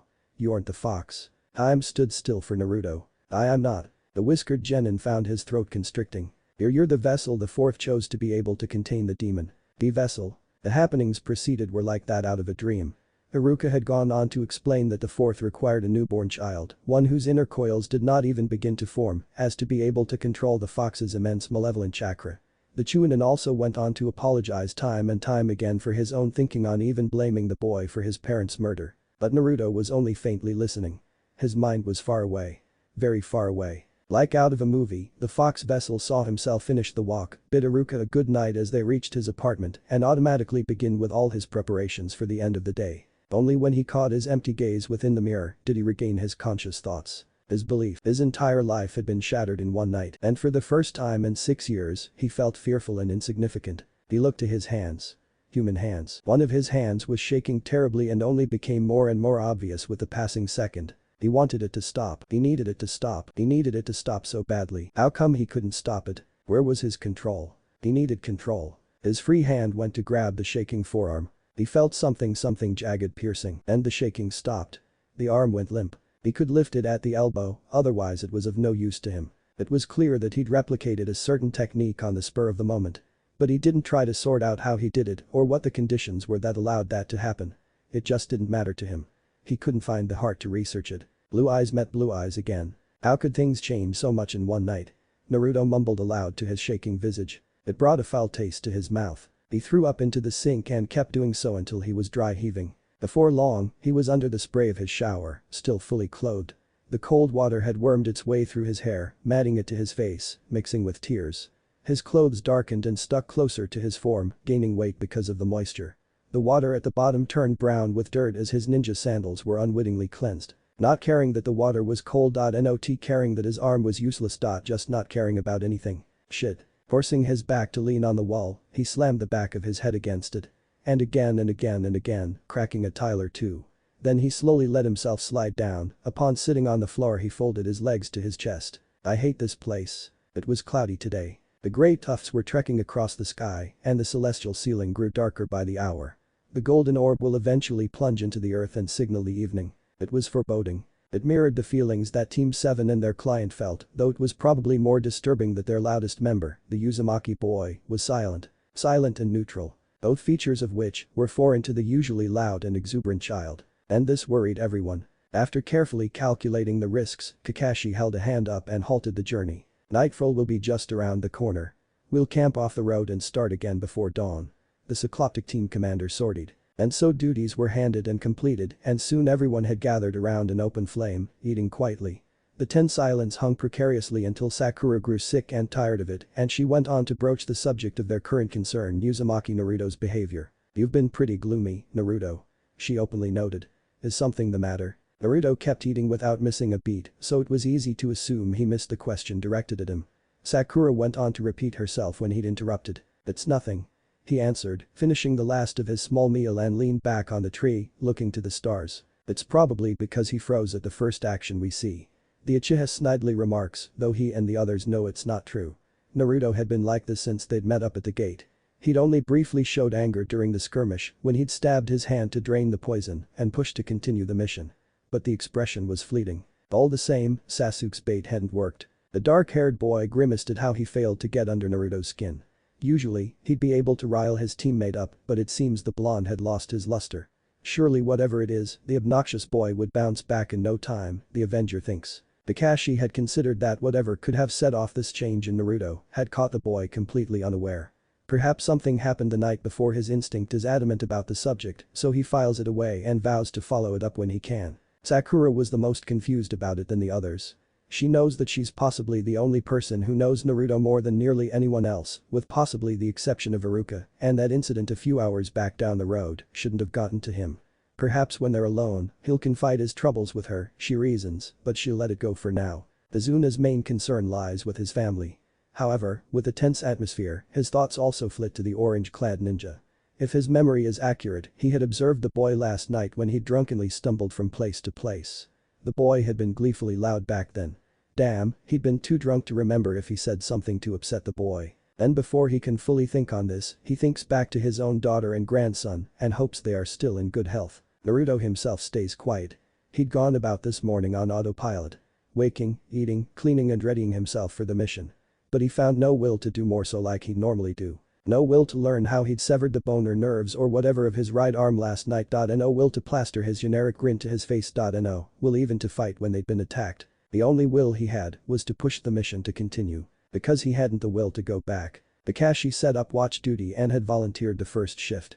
He'd taken a vantage point into a nearby tree, letting his groupies in for the night. Only one person did not do so. The Haddock Jounin had observed the boy from time to time as he surveyed the forest. Though when his charge created a shadow replication to merely sit opposite himself and just watch the former, the silver-haired Jounin was more than curious as to what Naruto was up to. Kakashi noted the boy seemingly examine his clone's facial features and then, oddly enough, the hand on which he drained the blood. It was only some few minutes later, Naruto appeared placid and dismissed the clone before settling in a calm and seated posture. Kakashi recognized it as an act of meditation. But why would the boy meditate? Eventually everyone had their turn to be sentry. Morning came with no complications and all set out again, heading towards the coastline. This time, Naruto seemed to be in a better mood. Though he didn't wear his normal grin, he was more responsive in his actions, even going as far as giving decent small talk or occasionally throw Sasuke's insults back at him. The tension had eased a little, as everyone was thankful for the change. Though Naruto's not-so-quiet demeanor hadn't quelled his peace of mind, he'd still found a sort of solace just a few scant hours ago. Last night, he'd created a replication to question himself. He'd quietly examined his physical aspects of how everyone saw him. The cut he'd inflicted earlier was gone. It also happened to be the same hand he'd damaged the night before. A brief twinge of curiosity rose as to how he could dissect and replicate the ability, but he'd pushed the feeling down in favor of more important matters, like pursuing the thought of his odd healing habits and how exactly it ties in with his change in situation. The whiskers incident popped up vividly. He tried to peel the skin off a long time ago. A nondescript scar to remove the whiskers seemed like a good trade. But the skin healed perfectly and the whiskers were back again the following day. It wasn't normal. Other people injured themselves and are always reminded of what happened with their telltale scars. The whiskers still managed to fit that description. His only sole reminder of a mistake he'd made, or rather a mistake he hadn't made. At least it was ironically certain. He wasn't sure where he stood now. Seeing him sit opposite himself to sort out those questions had not been very enlightening. But he knew he was on the right steps to finding something. He was just going about it wrong. That's when he'd decided to meditate and return to a place he'd found on heightened emotions. This time, he'd find it with the use of none. It was the emptiness that found him. And though he'd found his world change, the cage had not altered, nor did the sole inhabitant's corpse move. He knew there may have been a truth in words. But there was a truth here also. A single picture tells 1,000 words. And so Naruto spent the remainder of the time staring into the abyss. After the confrontation with Zabuza, Team 7 fell back and took their wounded teacher to Tezuna's dwelling. Introductions were made, beddings arranged, and each member had eased between taking temporary rests or looking over their comatose teacher. Kakashi had lay unconscious in a temporary bedding set on the floor. Sakura was currently replacing the damp cloth resting on Kakashi's forehead. Sasuke had situated himself with his back against a wall and generally kept watched over all entrances in sight. Izuna alternated between checking his building plans and drinking. Tsunami had entered the room and exited randomly, doing all sorts of household duties, most of the time scolding her father for drinking on the job. Just choose one and stick to it. No. You're not drinking. Inari was hardly ever around. The boy had mostly stuck to his room, or generally being mopey at the pure area around his home. However, when he was in the area, he would scowl at the ninjas and proceeded to snob them off at any opportunity. Naruto had been quietly observing everyone indirectly. Then he'd randomly chosen to bring up something he'd remembered offhandedly. Izuna. Though meant for the aging architect, it came from the previously mostly quiet Naruto and thus caught everyone's attention. "Yes, Naruto?" The genin had furrowed his brows and eyed the overhead clouds out of the nearest window. "I heard there was an old hidden village near here somewhere." At the mention of the village, both Tazuna and his granddaughter had reacted stiffly. Sakura and Sasuke's attention latched on the subject quickly, their curiosity piqued. "No, there's no hidden villages around here, Naruto." Tazuna wiped a little sweat from his forehead with his sleeve. "At least not anymore." "The hidden ocean?" Sakura gasped, recognizing the subject. "Yes, the hidden ocean." Tazuna reluctantly forced the words through clenched teeth. "From what I know, the hidden ocean was located around these parts, and though newly built, their affinity to water was par to none." Tsunami had inputted her piece, though she was being a little uncomfortable with the subject and avoided eye contact as she said so. "But something happened," Sasuke interjected, now interested in the idea of another hidden village. "The hidden ocean came under attack by the Kyuubi."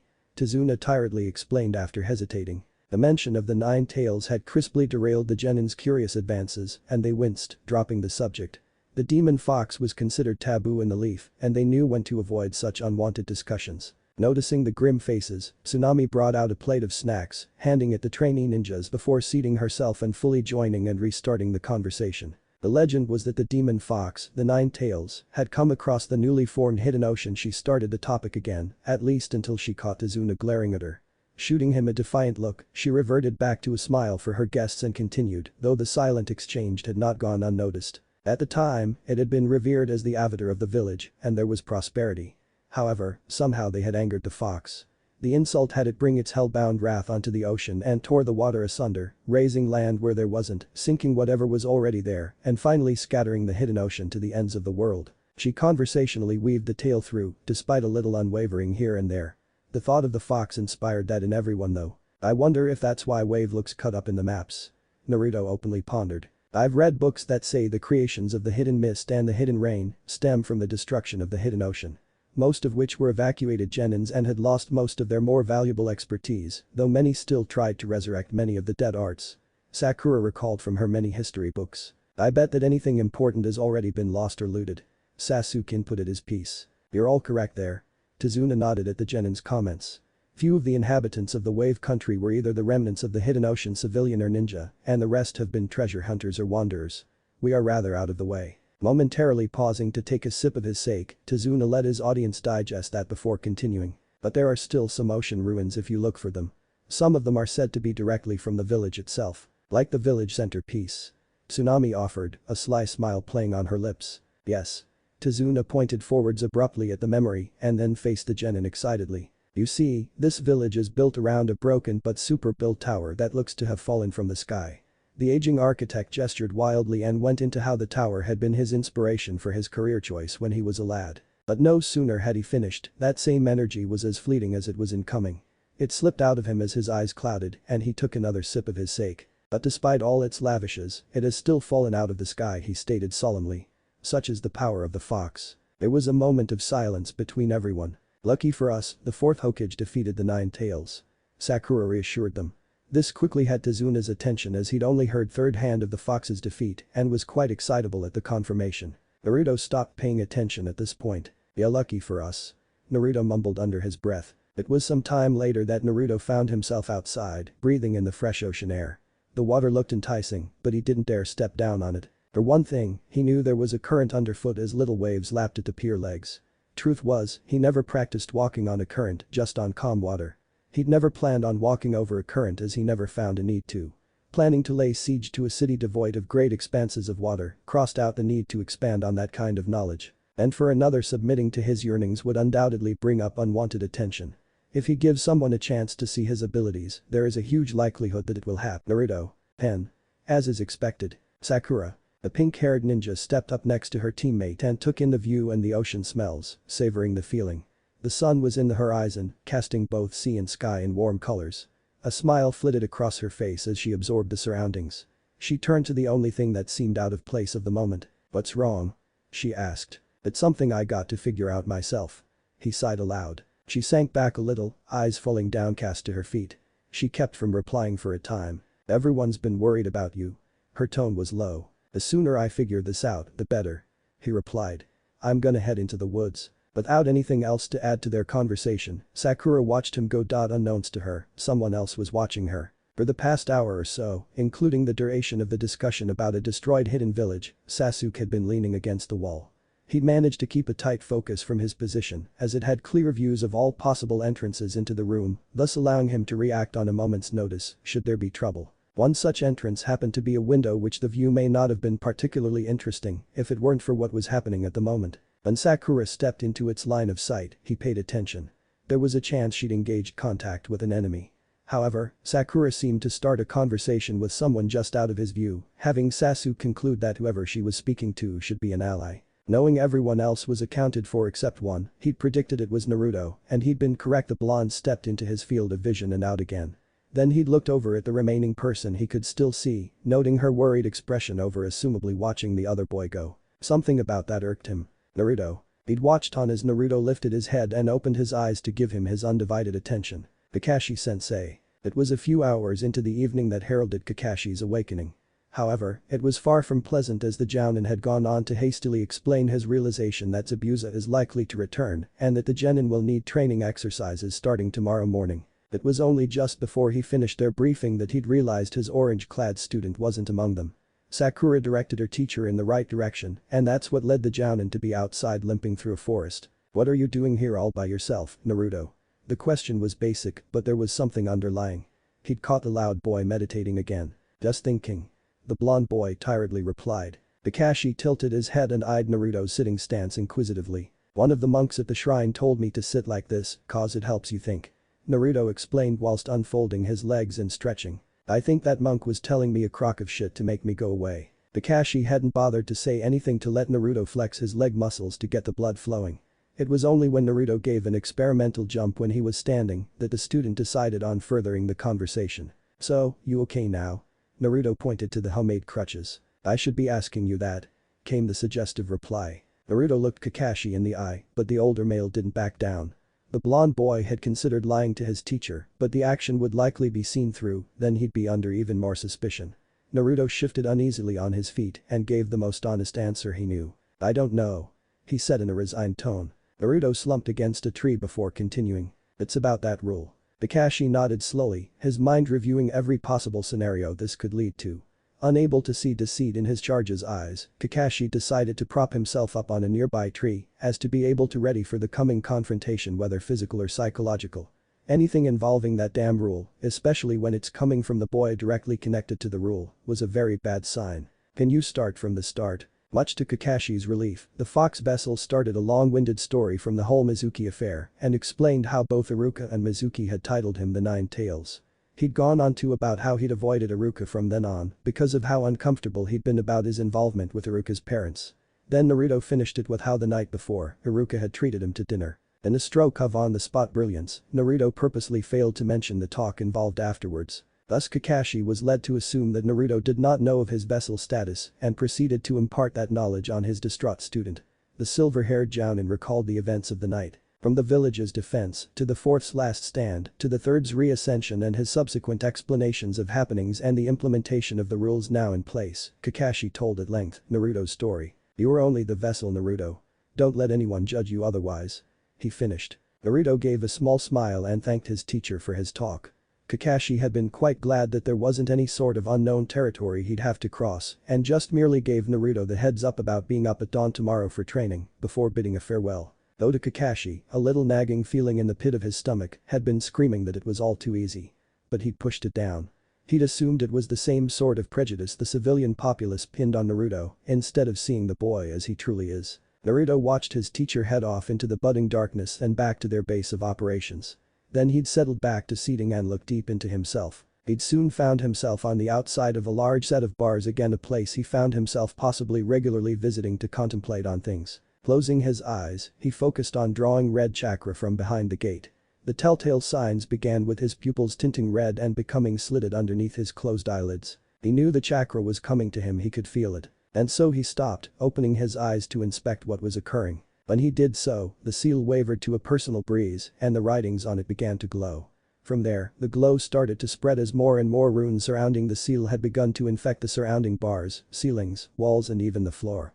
It wasn't long before the whole area, aside from the hallways of where he'd started, was covered in runes. Then the ankle-deep water drifted to a current, drawing itself into the cage. It was only a light tug, but he'd felt it. The conclusion was simple. When he drew on the fox would also draw on him afterwards to compensate. It was confusing. For one thing, it was clear the fox was dead. Yet it drew energy to it like it was alive. And for another, he wasn't sure what the fox drew on. He hadn't felt weakened afterwards. A little mentally tired, but physically he was in top form. Both Kakashi and Iruka's story had collaborated rather well. But both still left much to be confirmed, so the question was, why would a body be sealed if it wasn't alive? By everyone's account, the fox was alive and bloodthirsty and attempted to destroy the leaf. And when the fourth had appeared and went on to seal the beast, something else happened. Something wasn't adding up. Naruto focused on his reflection in the ankle-deep water. Red eyes stared back at him. What am I? Naruto half growled as his emotions simmered. The runes grew brighter and there was a shift in the air. The calm seas, the coming dawn had Team 7 gather and Kakashi dispatched his team to the wooded area near the house. He then dictated and demonstrated the tree walking exercise. Sakura had did well, providing she already knew the skill, but had not said so. Truth be told, she had picked up the skill on her first try as well. This was probably due to the fact that she hadn't come from a ninja family, technically a family out of the ninja business for generations, so it was easier for her to channel chakra since she didn't have anyone influence her on how it should be done. Both Naruto and Sasuke had some difficulty. But for entirely different reasons than the other, which soon became the same reason altogether. Sasuke had never touched on using chakra without the aid of hand seals and thus had the challenge of trying to walk up a tree on pure chakra definition alone. Not such a difficult ability since he had been trained in the use of chakra when he was young, but the difficulty had been to keep up the use of chakra, whereas all his fire techniques only needed an explosive burst. Naruto's difficulty came about that he was holding back and kept appearances by pretending to fail. But in the middle of pretending, Naruto eventually had to stop the facade. He'd painfully realized that when he'd first self-taught himself to walk on vertical surfaces, he'd pushed himself far enough to know how to do it successfully, and therein lay the problem. He never practiced it enough to need to be able to travel a long distance. He'd only trained to go the distance of a regular wall's height. Couple this with only practicing to not get out of practice, and the fact that he'd overlooked this part of training in favor for stamina and a deeper chakra well, Naruto concluded he'd still be classified as a beginner at the technique. It really pissed him off. At this time, all three genins coincidentally met each other's eyes. Then each grit their teeth and resumed to where they left off, all striving to correct what each lacked. Kakashi watched over his students until it was time for Tazuna to oversee how his bridge was getting built.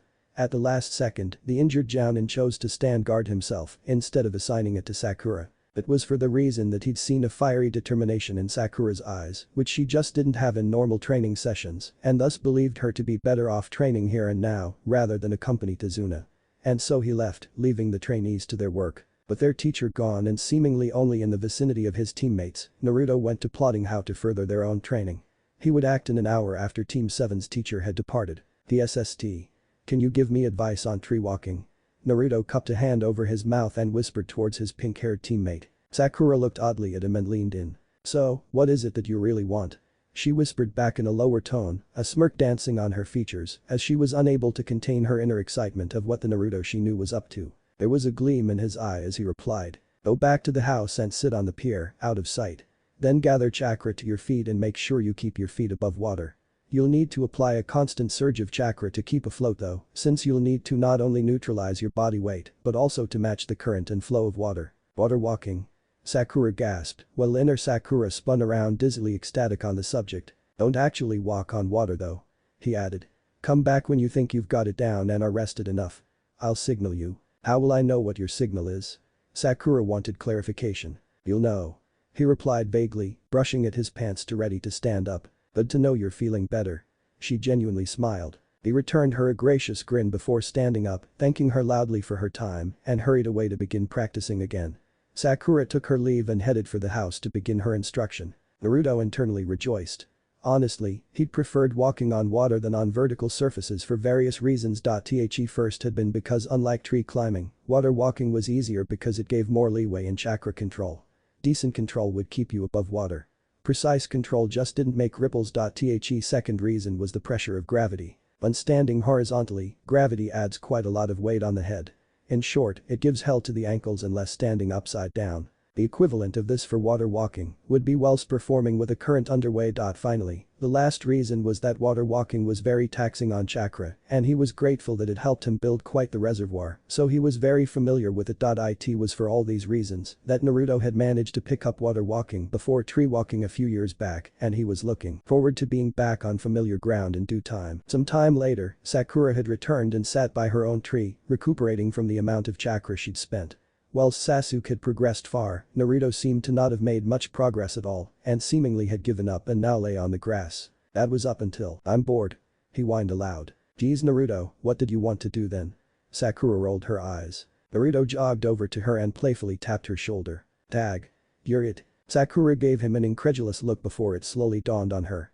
Naruto was about to start grinning when she tagged him back. He attempted to tag her again, but she'd leaped out of his way and ran up into a nearby tree, effectively stopping Naruto's ability to tag her back. So he turned to their remaining teammate. Sasuke raised an eyebrow. The grin washed over the blonde boy's face and he began sprinting towards the dark-haired boy. Though Sasuke knew the game was beneath him, he scrambled up a tree because there was no way in hell he'd let Deadlast beat him in any way possible. He'd managed to get to a branch just out of Naruto's reach and smirked at seeing the blonde boy failing at his attempt to climb the tree and pass the tag along. A few more failed attempts had Naruto stop and stamp his foot in disappointment, ranting and raving at the Uchiha. Meanwhile, Sakura had left her perch and attempted to sneak away when she'd accidentally stepped on a dried twig. Crack! It immediately caught Naruto and Sasuke's attention. Caught in the act, Sakura made a break for it and Naruto had ran after her in hot pursuit. Her dash to the house was cut short as an orange-clad genin fell from the sky and landed in a crouch near the door, effectively cutting off the direct route to get inside the house. Skidding to a halt, the pink-haired girl briefly looked over her shoulder to see shadow replications converging on her. Her only route left had been the pier the house was built on, circle the residence and exit the other side. So that's where she ran. Sasuke shook his head. He'd surmised that his female teammate was possibly duller than the dead last to head in that direction. And just like Sasuke predicted, other replications went to cover the other exit. Seeing that her exit was taken, Sakura halted at the corner edge of the pier, mentally preparing herself for the only exit planned. The various Narutos had stopped at the entrance points and a few scrambled on top of the roof. Seemingly, only a single Naruto, likely the original, stepped out to approach Sakura. "Looks like I got you now." He laughed. He stalked nearer and nearer and Sakura hurriedly glanced between Naruto and the water. "Just focus," she hissed to herself. "Don't think about it, just do it." Naruto made a mad dash forwards and Sakura took a deep breath and stepped off. Sasuke's eyes widened. Naruto allowed himself a brief prideful smile. Inner Sakura whooped up a storm. Sakura stood on water. Seeing herself perched on the water, Sakura gasped excitedly but cut it short as Naruto lunged on her position, thus she forced a few experimental steps away. The orange-clad boy seemed to suddenly realize where exactly Sakura was standing and vainly tried to stop. Unfortunately, he skidded and the momentum had still caused him to careen over the edge. Arg! Splash! Sasuke jumped off his perch and ran over disbelievingly. There were dual mumbles of Sakura, one had been delivered sputtering through the amount of water that was nearly inhaled, though both were teamed with astonishment. "Come on guys. It's not that hard." She giggled, motioning them to join her. It was some hours later that Kakashi returned back to Tezuna's home for lunch when he was stunned to find his genin team playing tag on top of the water. In fact, they were so involved with the game, they hadn't noticed their teacher at the pier. Ahem. Both Sakura and Sasuke looked up, their concentration had wavered at the surprise and so sunk a little, but not past their knees. Naruto, however, hadn't been quite so lucky. Splash! When he came up again for air, Kakashi had already pandered over to where Naruto was flailing and pulled him up by the scruff of the shirt. A curious eye was cast over his team. "Did I miss something?" Sakura gave out the slightly altered explanations and Kakashi had congratulated everyone, especially Sakura for managing to figure it out and even having turned his lesson into a simpler learning curve. Azuna even had to speculate about how Sakura could possibly be a previous citizen from Hidden Ocean and had ocean blood limits.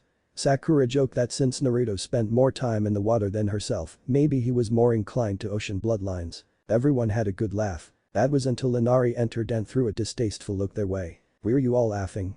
Gatu's going to kill all of you," he cried out, instantly ruining the mood. Angered by the outburst, Naruto stood up, immediately cutting off Tsunami's scolding. "Yeah? Just you watch. Gatu's gonna wish he'd never come here." Naruto challenged back. "Fair. Gatu will show you. He'll kill everyone. No one can stand up to him." Inari sniveled and ran out of the room. Naruto raised a fist. "I'll show that brat something alright." The blonde boy intended on storming after the runt to give him a piece of his mind when someone had grabbed his hand, holding him back from going any further. Naruto, Sakura's pleading voice reached him. You'll see when it's all over. She said sternly. Naruto pulled his hand away sharply, still intent on giving that brat what for. Please don't, Naruto. This time it was Tsunami pleading. And why shouldn't I? He lashed out, turning to the older woman, but calmed at seeing her downcast look. Tsunami hadn't even been facing him, but instead, positioned herself in front of a torn photograph hanging on the wall. A shaky hand had traced the torn area, her eyes were not quite staring at the damaged object, but instead staring at something that was once there. There was a man in this picture once, just as there was once a man in our lives. She began. He was Kaiza, a wanderer from place to place, and had saved Inari from some bullies once. Her hand reached into her pocket. It was only a visit to the wave, but weeks became months, and he came to call the wave his home and was loved by all. Especially by my son. The time they'd spent together nearly had Kaiza become Inari's father in all but blood. Out of the pocket came a torn and crumpled piece of paper.